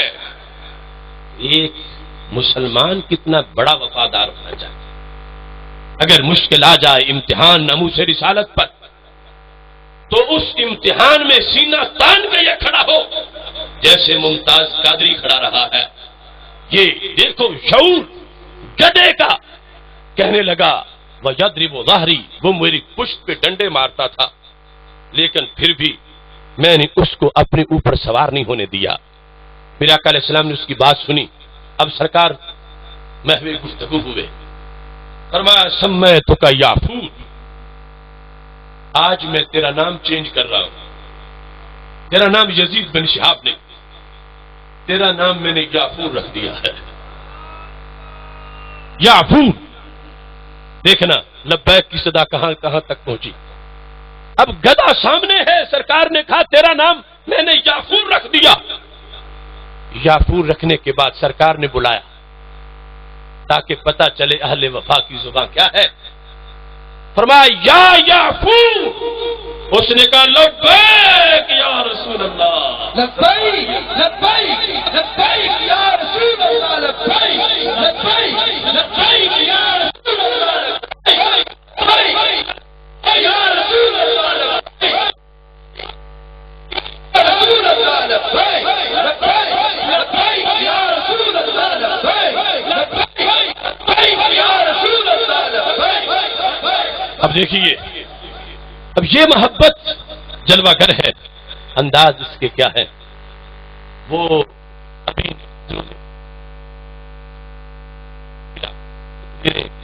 نماز کی فرضیت، نماز کے حوالے ہر وقت اس کے مبلغ ہیں اللہ کے فضل سے، لیکن کوئی اس کو دکھا کے شو کر کے کہ یہی معیار حق ہے، تو سرکار نے فرمایا اس کی نسل سے ایک قوم آئے گی، یہ سب کچھ کریں گے مگر دین سے خالی ہو جائیں گے، کیونکہ دل میں حب رسول علیہ السلام کی چاشنی موجود نہیں ہے، اور جہاں موجود ہے وہاں انداز کیا ہے، وہ بھی صحیح بخاری شریف ہے، پوری ذمہ داری سے بیان کر رہا ہوں۔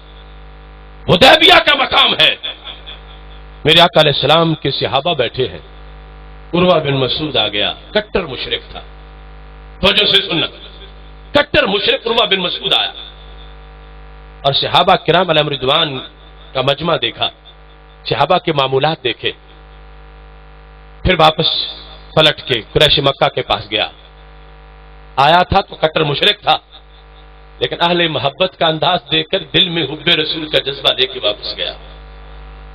سننا کہتا وفدت علی الملوک وفدت علی کیسر وکسرى والنجاشی واللہ ان رأیت مالکا يعظمہ اصحابہ ما يعظم اصحاب محمد محمدا صلی اللہ علیہ وسلم۔ کہا اے قریش مکہ، میں نے کیسر کا دربار بھی دیکھا، کسرا کا دربار بھی دیکھا، نجاشی کا دربار بھی دیکھا، مگر رب کی قسم ہے میں نے آج تک وہ منظر کہیں نہیں دیکھا جو حدیبیہ میں دیکھ کے آیا۔ جس دن سے مدینہ دیکھ لیا ہم ساری بہاریں بھول گئے۔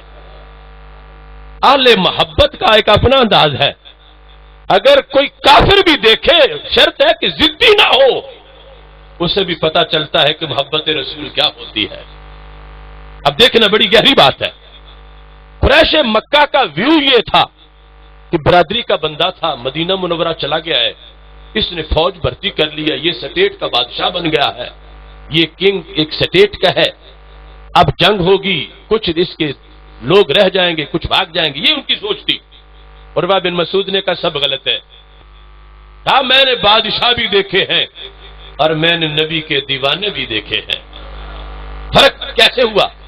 وفدت علی الملوک وفدت علی کیسر وکسرى والنجاشی، کیسر کے دربار میں سونے کی کرسیاں، کسرا نجاشی کا دربار، میں وہاں بھی گیا، مگر قریش جو یہاں دیکھا ہے کہیں نہیں دیکھا۔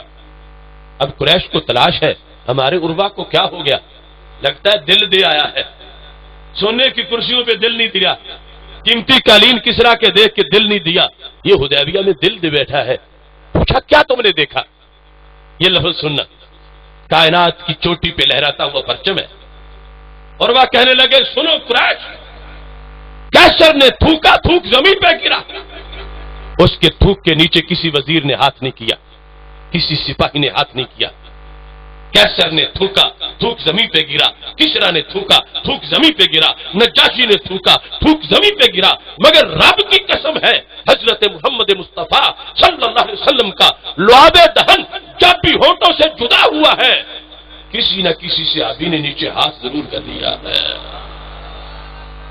فَدَلَكَ بِهَا وَجْهَهُ وَجِلْدَهُ، جسے ملا ہے اس نے رومال سے نہیں صاف کیا، اس نے ماتھے پہ لگایا ہے۔ قریش یہ نظارہ مجھے کہیں نظر نہیں آیا۔ تو مان جاؤ بادشاہ اور ہوتے ہیں، نبی اور ہوتے ہیں۔ یعنی محبت نے کیا بتایا کہ فرق کرو، تم سمجھتے ہو برادری کا بندہ بادشاہ بن گیا، نہیں، بادشاہ اور ہوتے ہیں، نبی اور ہوتے ہیں۔ یہ محبت رسول اللہ علیہ السلام نے فرق بیان کر دیا دونوں طرف کی محبت میں، وہاں اور ہے یہاں اور ہے۔ فَدَلَكَ بِهَا وَجْهَهُ وَجِلْدَهُ، جسے ملتا ہے وہ ماتھے پہ لگاتا ہے، تو ماتھے پہ لگا کے میسج کیا دے رہا ہے آنے والے کافر کو؟ یاد رکھو مت چھیڑنا ہمارے محبوب کو، جن کا لعاب ہم نیچے نہ گرنے دے، لو نیچے کیسے گرنے دیں گے۔ اس میں پیغام دے دیا، محبت نے سندیشہ دے دیا۔ اب یہاں وہ عروہ واپس گئے، عروہ نے کلمہ پڑھا، عروہ منصب شہادت پہ فائز ہوئے، حضرت عروہ بن مسعود بنے۔ اب ان کے یہ لفظ بخاری شریف میں محفوظ ہے۔ یہ جو صورتحال ہے، صحابہ کرام علیہم رضوان کی تعظیم، لفظ کیا بولے؟ تعظیم کے لفظ بولے۔ کس کے لفظ بولے؟ اگر سمجھ آ رہی ہے تو سارے بولو، کس کے لفظ بولے؟ تعظیم کے۔ یہ اس لیے کہلوانا چاہتا ہوں کہ آج ایک مخصوص کمپنی نے حج پر جو لٹریچر کئی سالوں سے وہ تقسیم کر رہے ہیں، اس میں ایک بات ہر کتاب میں لکھی ہوئی ہے کہ اللہ کے سوا کسی کی جو تعظیم کرے وہ ابو جہل سے بڑا مشرک ہے، یہ لکھا ہوا ہے ہر حج لٹریچر میں۔ اور یہاں ایک مشرک آیا تھا عروہ بن مسعود، اور اس کا شرک ٹوٹا، کلمہ پڑا، شرک کیسے ٹوٹا؟ عروہ بن مسعود کہتے ہیں ان رأیت مالکا یعظمہ اصحابہ ما یعظم اصحاب محمدن صلی اللہ علیہ وسلم، کہا میں نے کسی بادشاہ کی ایسی تعظیم نہیں دیکھی جیسی تعظیم صحابہ اپنے نبی کی کرتے ہیں۔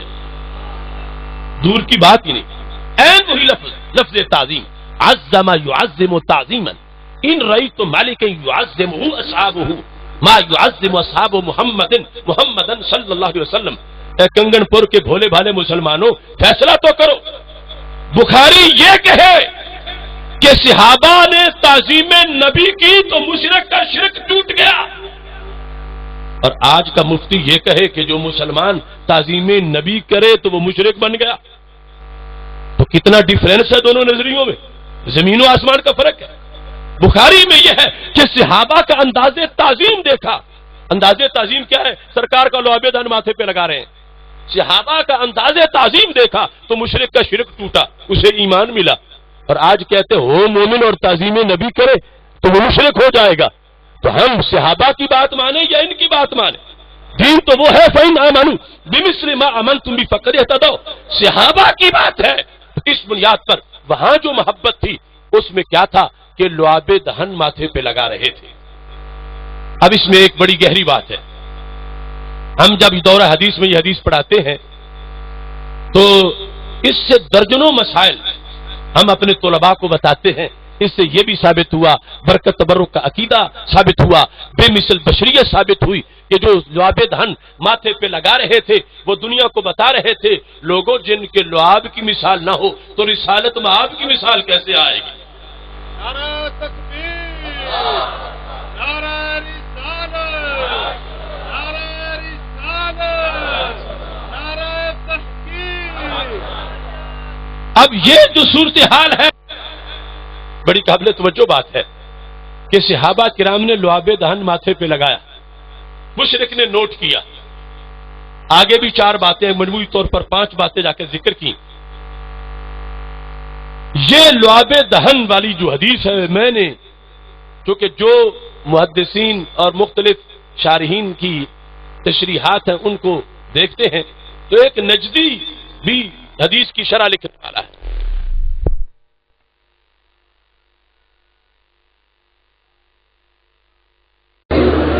اس پر ایک نجدی محدث صالح بن عثیمین نے اس کی شرح میں یہ لکھا، وہ کہتا ہے کہ یہ جو صحابہ کرام رضی اللہ تعالیٰ عنہم اپنے ماتھے پر لعاب دہن لگا رہے تھے، کہتا ہے یہ پہلے نہیں کرتے تھے اس طرح، اس دن انہوں نے کرنا شروع کیا تھا، پہلے ایسا نہیں کرتے۔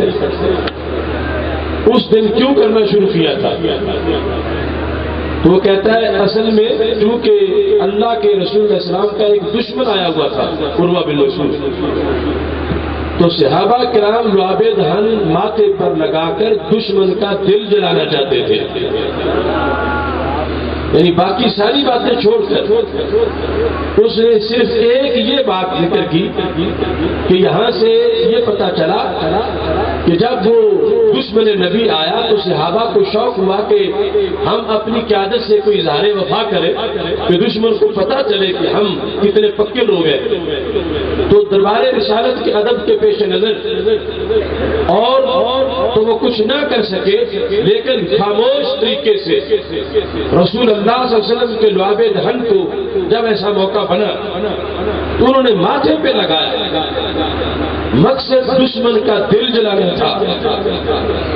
تو میں نے کہا یہاں سے اتنا تو ثابت ہوا کہ اللہ کے نبی کے دشمن کا دل جلانا یہ بھی سنت صحابہ ہے۔ دشمن نبی کا دل جلانا بخاری سے ثابت ہوا کہ یہ سنت صحابہ ہے۔ دشمن نبی کا دل جلانا سنت، دشمن نبی کا دل جلانا سنت صحابہ ہے۔ میں پوچھتا ہوں کہ یہ طریقہ دشمن نبی کا دل جلانے کا صحابہ نے کیوں چنا؟ اگر وہ نماز پڑھتے 2 رکعت نفل دشمن کو دیکھ کر تو ظاہر ہے کہ دشمن کو تو نماز بھی پسند نہیں تھی صحابہ کی، اس کا دل چلتا۔ صحابہ تلاوت قرآن کرتے پھر بھی دشمن کا دل چلتا، صحابہ کوئی اور ورد وظیفہ کرتے پھر بھی دشمن کا دل چلتا۔ تو صحابہ نے یہ لعاب دہن ہی ماتھے پہ لگا کر اس سے دشمن کے دل کو جلانے کا طریقہ کیوں اختیار کیا؟ تو اس سے پتہ چلتا ہے وہ نمازی بھی تھے، وہ روزے دار بھی تھے، وہ قاری بھی تھے، مگر انہوں نے جو لعاب دہن ماتھے پہ لگایا تو یہ بتایا کہ نماز بھی ٹھیک ہے، روزہ بھی ٹھیک ہے، تلاوت بھی ٹھیک ہے، مگر سرکار کا لعاب دہن ماتھے پہ لگانے سے جتنا دشمن کا دل جلے گا اتنا نماز سے دل نہیں جلے گا۔ حالانکہ نماز بھی پڑھتے ہیں مگر دشمن نبی کا دل جلانے کے لیے صحابہ کرام رضی اللہ تعالی عنہم نے اپنے ماتھوں پہ لعاب دہن لگایا۔ تو میں کہتا ہوں جو دین صحابہ کے پاس تھا وہ آگے منتقل ہوا۔ نماز ان کے پاس تھی، نماز ہمارے پاس بھی ہے، روزہ ان کے پاس تھا، روزہ ہمارے پاس بھی ہے، تلاوت ان کے پاس تھی، تلاوت ہمارے پاس بھی ہے۔ اگرچہ ہماری نماز میں اور ان کی نماز میں زمین و آسمان کا فرق ہے، ان کا اتنا بلند مقام نماز میں اور ہم نیچے پس، لیکن نماز ہے تو صحیح، متوازی سارا دین ہمیں ملا، مگر دشمن نبی کو جلانے کے موقع پر آج ہمیں لعاب دہن میسر نہیں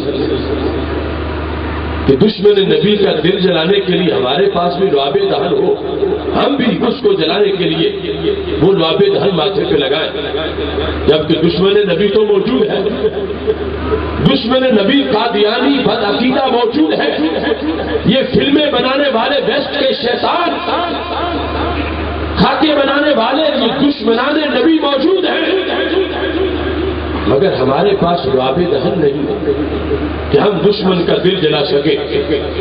تو جب ہم نے اس میں توجہ کی کہ ہمارے پاس بھی تو اس مقام کی کوئی چیز ہونی چاہیے کہ آج کے دشمنوں کا ہم دل جلا سکیں، تو قرآن و سنت کے مطالعے سے پتا چلا کہ اللہ کے رسول علیہ السلام کا نام آ جائے، تم چوم کے انگوٹھے آنکھوں پہ لگاؤ تو دشمن کا دل جلے گا۔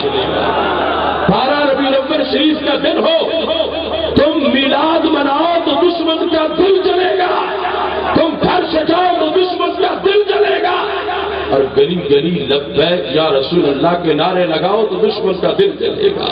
لبیک لبیک لبیک یا رسول اللہ، لبیک لبیک لبیک یا رسول اللہ، لبیک لبیک لبیک یا رسول اللہ، لبیک لبیک لبیک یا رسول اللہ، لبیک لبیک لبیک یا رسول اللہ۔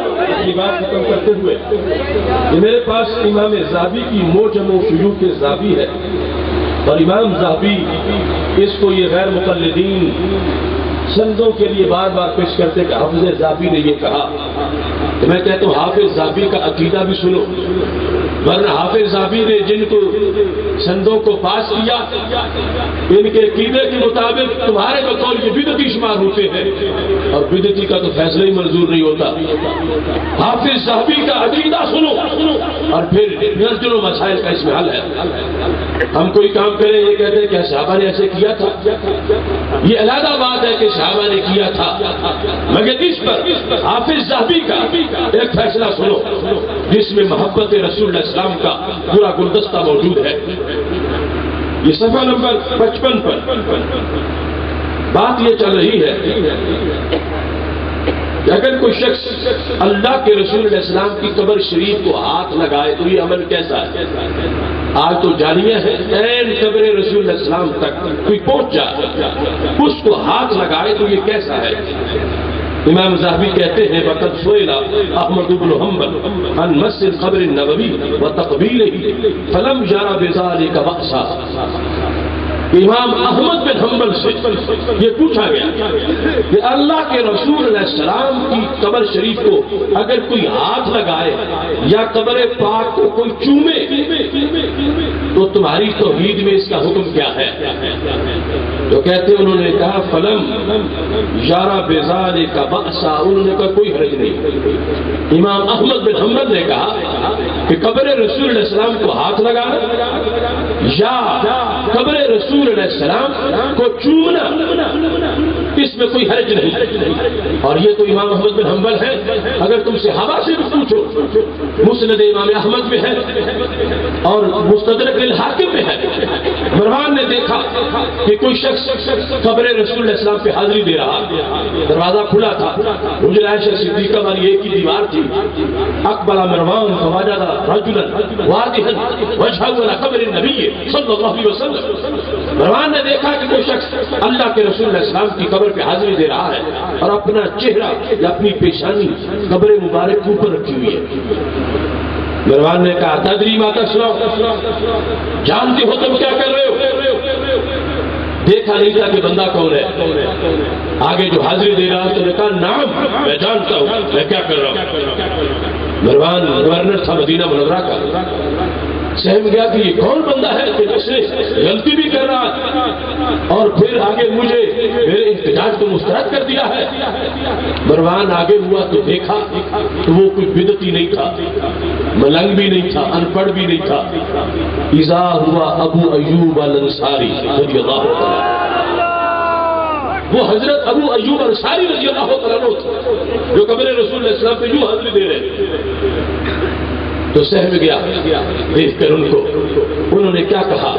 کہنے لگے جئت رسول اللہ صلی اللہ علیہ وسلم ولا معاذ الحاجہ، کہ تم میرے اس عمل پہ ترغیب کر رہا ہے، تجھے پتہ نہیں ہے کہ میں اللہ کے رسول اسلام کے پاس آیا ہوں، میں کسی پتھر کے پاس نہیں آیا۔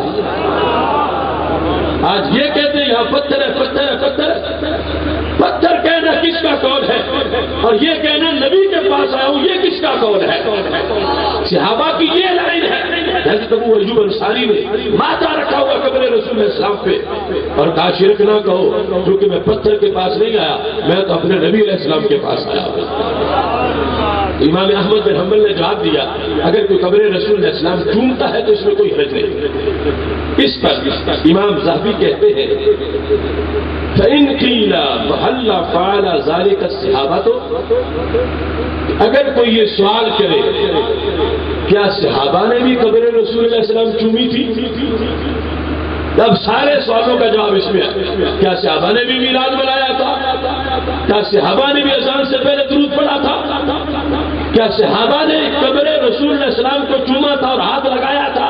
امام ذہبی یہ سوال کر رہے ہیں اگر کوئی یہ سوال کرے۔ اب یہ علیحدہ بات ہے کہ صحابہ، اب میں حدیث پیش کروں تو ماتھا رکھا ہے قبر رسول علیہ السلام نے۔ جواب سنو، کہتے قیلا، اس بندے کو یہ جواب دیا جائے گا، کروڑوں ڈالروں سے زیادہ قیمتی جواب ہے امام ذہبی کا۔ اس نے نجد کے ایوانوں کی دراڑیں واضح کر دی ہے، دنیا بھر میں اس جواب کا کوئی جواب نہیں کسی کے پاس، اور یہ جواب پورے مسلک اہل سنت کا ترجمان ہے۔ اور اگر دوسرے لفظوں میں کہو تو امام ذہبی نے بریلویت کا حق ادا کر دیا ہے۔ اتنا پرانا امام، 748 ہجری میں ان کا مثال ہے اور ساری سندوں کی باتیں ان سے کرواتے ہیں۔ فیصلہ امام ذہبی کا ہے کہ فلاں ضعیف ہے فلاں صحیح ہے۔ امام ذہبی کی بات سنو، جب یہ بات آئی کہ قبر رسول اللہ السلام کو چومنا جائز ہے، سوال کیا کیا صحابہ نے بھی ایسا کیا تھا؟ اب جواب خود دیتے ہیں، کہتے سنو، ہر بات میں یہ کہتے ہو کیا صحابہ نے ایسا کیا تھا، کیا صحابہ نے ایسے کیا تھا؟ جواب کا خلاصہ یہ ہے تم اپنے آپ کو کیوں صحابہ کے ساتھ تولتے ہو؟ صحابہ کا معاملہ اور ہے، تمہارا معاملہ اور ہے۔ کہتے ہیں لأنہم آجنوہ حیا، صحابہ کے تو وارث ہیں، ان کی تو شان ہی اور ہے۔ لأنہم آجنوہ حیا، انہوں نے تو اپنی آنکھوں سے چلتے پھرتے محبوب علیہ السلام کو دیکھا تھا، معائنہ کیا، دیدار کیا ظاہری زندگی میں۔ وَقَبَّلُوا يَدَهُ، انہوں نے سرکار کا ہاتھ چوما تھا۔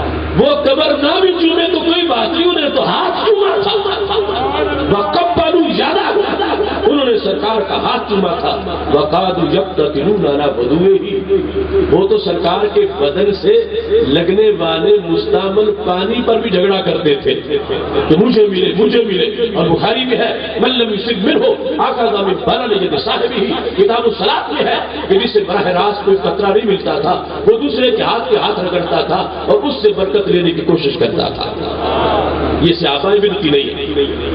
امام ذہبی کہتے ہیں انہوں نے تو زندگی میں ظاہری طور پر دیکھا، پھر ہاتھ بھی چوما محبوب علیہ السلام کا، اور پھر مستعمل پانی بھی وقت سمو شارہ یوم الحج، انہوں نے تو حجۃ الوداع کے موقع پر سرکار کے منہ مبارک بھی بانٹے، منہ رسول السلام ان کو ملے، وکان اذا تلقى ما لا تكاد نخامته طاق الا في يد رجل فيدلق بها وجهه، وہ بخاری والی حدیث کا حوالہ دے رہے ہیں۔ تو انہیں تو یہ سعادت بھی حاصل تھی کہ اللہ کے رسول علیہ السلام جب لعاب دھن ہونٹوں سے جدا کرتے تھے تو صحابہ ہاتھوں پہ لے کے ماتھوں پہ ملتے تھے۔ یہ ساری چیزوں کا حوالہ دے کر امام ذہبی نے کہا وَنَحْنُ، یہ تھے صحابہ، اور ادھر ہے ہم۔ ہر بات میں یہ کیوں کہتے ہو کہ صحابہ نے کیا، کہ صحابہ نے کیا؟ کہا فَلَمَّا لَمْ يَصِحَّ لَنَا مِثْلُ هَذَا النَّصِيبِ الْأَوْفَرِ، فرمایا جب ہمیں ظاہری حیات میں سرکار کا دیدار بھی نہ ہو، جب ہمیں سرکار کے ہاتھوں کو چومنے کا موقع بھی نہ ملے، جب ہمیں سرکار کے لعاب دھن کو ماتھے پہ لگانے کا موقع بھی نہ ملے، جب ہمیں اللہ کے رسول علیہ السلام کے منہ مبارک بانٹنے کا موقع بھی نہ ملے، تو پھر کہتے ہیں ترامینا علی قبرہ بالالتزام، جب ہم ہاتھ نہ چومے تو کہا ہم تو مجبور ہیں، ترامینا علی قبرہ بالالتزام، ہم تو محبوب کی قبر سے معانقہ کریں گے، ترامین ہم گرا دیں گے اپنے آپ کو، علی قبرہ ہی ان کی قبر پڑول پہ بالالتزام چمٹ جائیں گے، بالتبجیل والاستلام والتقبیل، ہم ادب کے ساتھ، بےادبی کے ساتھ نہیں، ادب کے ساتھ معانقہ کریں گے، اس قبر پرنور کو چومیں گے، اور ہمیں کوئی یہ نہ کہے کیا صحابہ نے کیا تھا، کہا ایسی بک بک نہ کرو، جو ہاتھ چوم رہے ہیں ان کے تو دل کی دنیا کی تمنا پوری ہو گئی ہے، جنہیں ہاتھ چومنا نہیں ملا انہیں سرکار کے نام پر انگوٹھے تو چومنے دو، جنہیں ہاتھ چومنا نہیں ملا انہیں سرکار کی قبر پرنور سے یوں اپنی محبت کا اظہار تو کرنے دو۔ میں بدعتی کی بات نہیں کر رہا، امام ذہبی کی بات کر رہا ہوں۔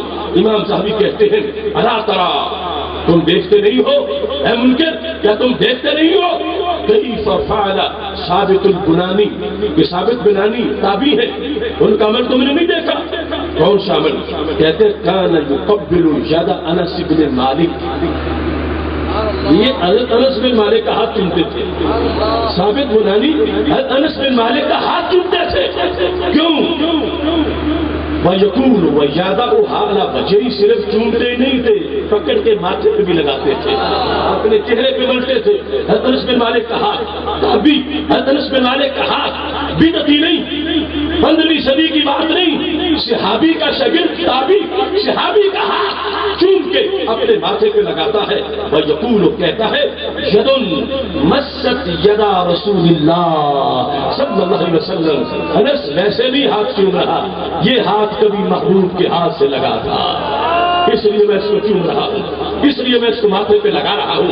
امام ذہبی کہتے ہیں اب بعد والوں نے بھی تو دلاسا دینا ہے اپنے آپ کو، جنہیں سرکار کا ہاتھ نہیں ملا وہ سرکار کے صحابی کا ہاتھ چوم رہے ہیں، اور جنہیں صحابی کا بھی نہ ملے اب 15ویں صدی میں ان کی محبت کا یہ انداز ہے، وہ لبیک کے نعرے لگا کر اپنی محبتوں کا اظہار کر رہے ہیں، اور ساتھ اس میں یہ واضح کر دیا، فرمایا یہاں تو ہاتھ چومنا ہے، ہمیں تو یہ حکم ہے کہ جانوں سے بڑھ کے بھی ان سے پیار کریں، جان بھی مارے ان سے پیار کریں۔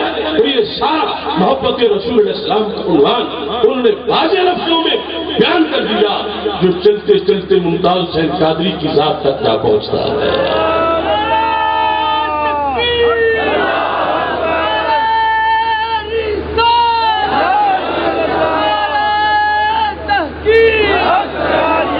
اس بنیاد پر یہ محبت کا جو سبق مختصر سا میں نے آپ کے سامنے بیان کیا، میں اس کا ذمہ دار ہوں۔ دنیا کے جس فورم پر، جس کوٹ میں، جس جگہ میرے بولے ہوئے کسی لفظ پر کسی کو اعتراض ہوگا، میں اپنی آخری سانس تک اللہ کے فضل سے پیرا دوں گا، اور جہاں کوئی کہے گا اس کو ثابت کروں گا، اور میں یہ برملا کہہ رہا ہوں، ہزار ہاتھ دلائل کی روشنی میں بحمداللہ ملا حق سے عقیدہ اہل سنت کا، پڑھا ہے کچھیوں نے بھی قصیدہ اہل سنت کا، زمین ہے اہل سنت کی، زمانہ اہل سنت کا، بنایا رب نے جنت میں ٹھکانہ اہل سنت کا، کسی کی ایک کی جانب نہیں اٹھتی نظر اپنی، خدا نے بھر دیا اتنا خزانہ اہل سنت کا، زبان مصطفیٰ سے یہ ملا ہم کو لقب واضح، عطائے مصطفیٰ ہے آبودان اہل سنت کا، اٹھو منزل ملے گی تو مزے کی نیند سو لیں گے، کرو اب کام تھوڑا سا روزانہ اہل سنت کا، سنو فکر رضا پہ ہی پتا ہے آج بھی اپنی، کوئی تجھ کو نہ بھٹکائے بیگانہ اہل سنت کا۔ یہ دلائل ہم ہر مہینے انہی موضوعات پر فکر مستقیم جو ماہنامہ ہے تحریک صراط مستقیم کا، اس میں میرے 4-5 مضامین ہر مہینے میں کرنٹ ایشوز پر اور مختلف جو فکری نظری مسائل چھپتے ہیں۔ ہمارے یہاں کے جو اراکین ہیں عبد الوحید صاحب اور دیگر تمام احباب، آپ فکر مستقیم خصوصی طور پر اس کا مطالعہ کریں، اس کے قاری بنے، اور یہ غازی ممتاز حسین قادری کا قافلہ جو تحریک لبیک یا رسول اللہ صلی اللہ علیہ وسلم کی شکل میں آگے بڑھ رہا ہے۔ 1 اکتوبر کو مینار پاکستان پر تم نے دیکھا ہوگا یوں تھا جیسے حج کا منظر ہوتا ہے۔ یہ قافلہ اللہ کے فضل سے آگے بڑھے گا، اور وہ آسیہ ملعونہ جو فساد کی جڑ ہے اس کو حکومت بگانے کی سازش کر رہی تھی، اللہ کا فضل ہے کہ پہلی سازش دم توڑ گئی۔ ہم نے اسی دن پنڈی میں احتجاج کیا اور بینچ ٹوٹ گیا جو اس کیس کی سماعت کر کے اس کو بگانا چاہتا تھا، لیکن ابھی تک وہ سازش باقی ہے۔ آج کے اس پلیٹ فارم سے آپ کا فیصلہ بھی دیوان بالا تک میں پہنچانا چاہتا ہوں کہ آسیہ ملعونہ کی سزا صرف موت ہے، آسیہ ملعونہ کی سزا صرف، آسیہ ملعونہ کی سزا صرف موت ہے، آسیہ ملعونہ کی سزا صرف موت ہے، آسیہ ملعونہ کی سزا صرف موت ہے۔ اس سلسلہ میں کچھ نام لحاظ سکانت اب ایسی باتیں پھیلا رہے ہیں، کوئی کہتا ہے کہ اگر عورت توہین کرے تو اس پہ حد نہیں لگتی، وہ قتل نہیں ہوگی۔ 295 کو بدلنے کے لیے اور یورپ کو خوش کرنے کے لیے پروپیگنڈا شروع کر دیا گیا ہے۔ ہم نے پہلے بھی 2 سیمینار اس موضوع پہ کیے، اب انشاءاللہ 26 نومبر کو ایوان اقبال لاہور میں 295 کے تحفظ میں اور سارے مردودوں کا جواب دینے کے لیے انشاءاللہ 26 نومبر بعد از نماز عشاء ایوان اقبال لاہور میں تاریخ ساز ناموس مصطفیٰ صلی اللہ علیہ وسلم سیمینار منعقد ہوگا، جس میں منکروں کے سارے سوالوں کا جواب دیا جائے گا۔ کس تاریخ کو؟ کس تاریخ کو؟ تو میں کیا توقع کر سکتا ہوں کہ آپ بھی پہنچیں گے؟ اللہ کے فضل سے قافلہ در قافلہ وہاں پہ پہنچنا ہے، اور یہ قرآن و سنت کا پیغام ہم نے اللہ کے فضل سے گلی گلی پہنچانا ہے، اور یہ پیغام رک نہیں سکتا، اور اس میں اس کے ثمرات اللہ کے فضل سے واضح ہیں۔ مولانا عطا الرحمان ثاقب صاحب کو آپ نے دیکھا، مولانا عمران جزدانی رضوی صاحب بیٹھے ہیں، ان کے لوگ اس صدائے حق کو سن سن کے ہمارے سٹیج پہ آ رہے ہیں، اور اس مسلک سے دعویٰ کر کے حق اور توحید اور رسالت کی آواز کو بلند کرنے کے لیے اہل سنت کے پلیٹ فارم کو پسند کر رہے ہیں۔ اس واسطے کوئی مایوسی کی ضرورت نہیں، گھبرانے کی ضرورت نہیں۔ غازی ممتاز حسین قادری آج تو 60 لاکھ کا جنازہ دیکھ کر عبد الرحمان سدیس بھی مان گیا، لیکن ہم تو 4 جنوری 2011 سے ممتاز قادری کا جھنڈا بلند کیے ہوئے ہیں۔ 60 لاکھ کا جنازہ دیکھا تو حرم میں بیٹھے عبد الرحمان سدیس نے یہ جملہ بولا، بلکہ چھپا اخبارات میں لم یشہد تاریخ فلان مثل حاضر جنازہ، کہ ممتاز قادری کے جنازے جتنا بڑا جنازہ تاریخ انسانیت میں کبھی نہیں ہوا۔ تو میں نے اس وقت کہا کہ تمہارے پاس حکومت بھی ہے اور تمہیں دعویٰ ہے حق ہونے کا، اور تمہارے بھی مجدد تمہارے خادم الحرمین مرے، تو تم 60 لاکھ کیوں نہ جمع کر سکے؟ اگر ایک عوامی سنی 60 لاکھ افراد جمع کر گیا ہے تو ماننا پڑے گا جس کا جنازہ اس انداز کا ہے اس کا نظریہ بھی سچا ہے۔ اس بنیاد پہ میں آج پھر وہ بات دہرا رہا ہوں جو میں نے 4 جنوری 2011 سے جب ممتاز قادری نے شیطان کو جھلو رسید کیا تھا اس وقت سے کر رہا ہوں. لوگوں کو سمجھ نہیں آ رہی تھی، بہت سے لوگوں کو، اور بہت سے لوگ ہمارے شانہ میں شانہ چلے، لیکن کچھ لوگ آنکھیں بند کیے ہوئے تھے. ممتاز قادری نے آنکھیں بند کر کے کروڑوں کی آنکھیں کھول دی ہیں. اب جنہیں ابھی کھلی نہیں ہوئی وہ اللہ سے توفیق کی دعا مانگے. میں کہتا ہوں عرش کے رسول کا دلدار قادری اب بن گیا ہے عشق کا معیار قادری، عہد رواں کا قول اور اقرار قادری، فیض رضا سے فکر کردار قادری. صدیوں میں نور جائے گا اس شیر مرد کا، اب بن گیا ہے عشق کا مینار قادری. وہ روکتے ہیں ایک بار نام لینے سے، ہم کہہ رہے ہیں برملا لکھ بار قادری. میں کہہ رہا ہوں حاکموں سے خود جان لو اب ہر گلی میں پاؤ گے تیار قادری. جس دن سے وہ گستاخ پہ تلوار بنا ہے اس دن سے بن گیا ہے میرا یار قادری. غازی ممتاز حسین قادری نے جس انداز میں موت کا پھندا چوما، اس وقت کی ملت کو ایک نئی زندگی مل گئی. لبیک کا نعرہ بلند کیا، اب وہ نعرہ گلی گلی میں ہے. اس نعرے پر ہم اپنی گفتگو کو ختم کر رہے ہیں.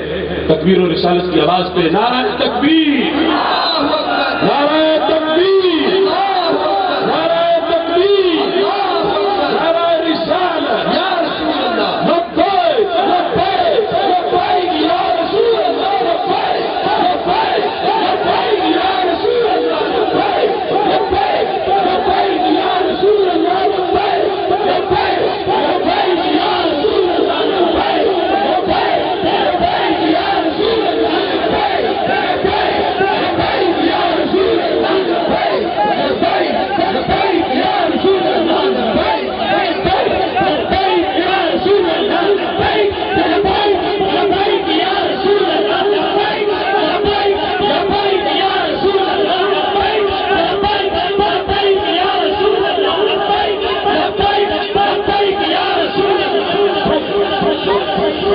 مصطفیٰ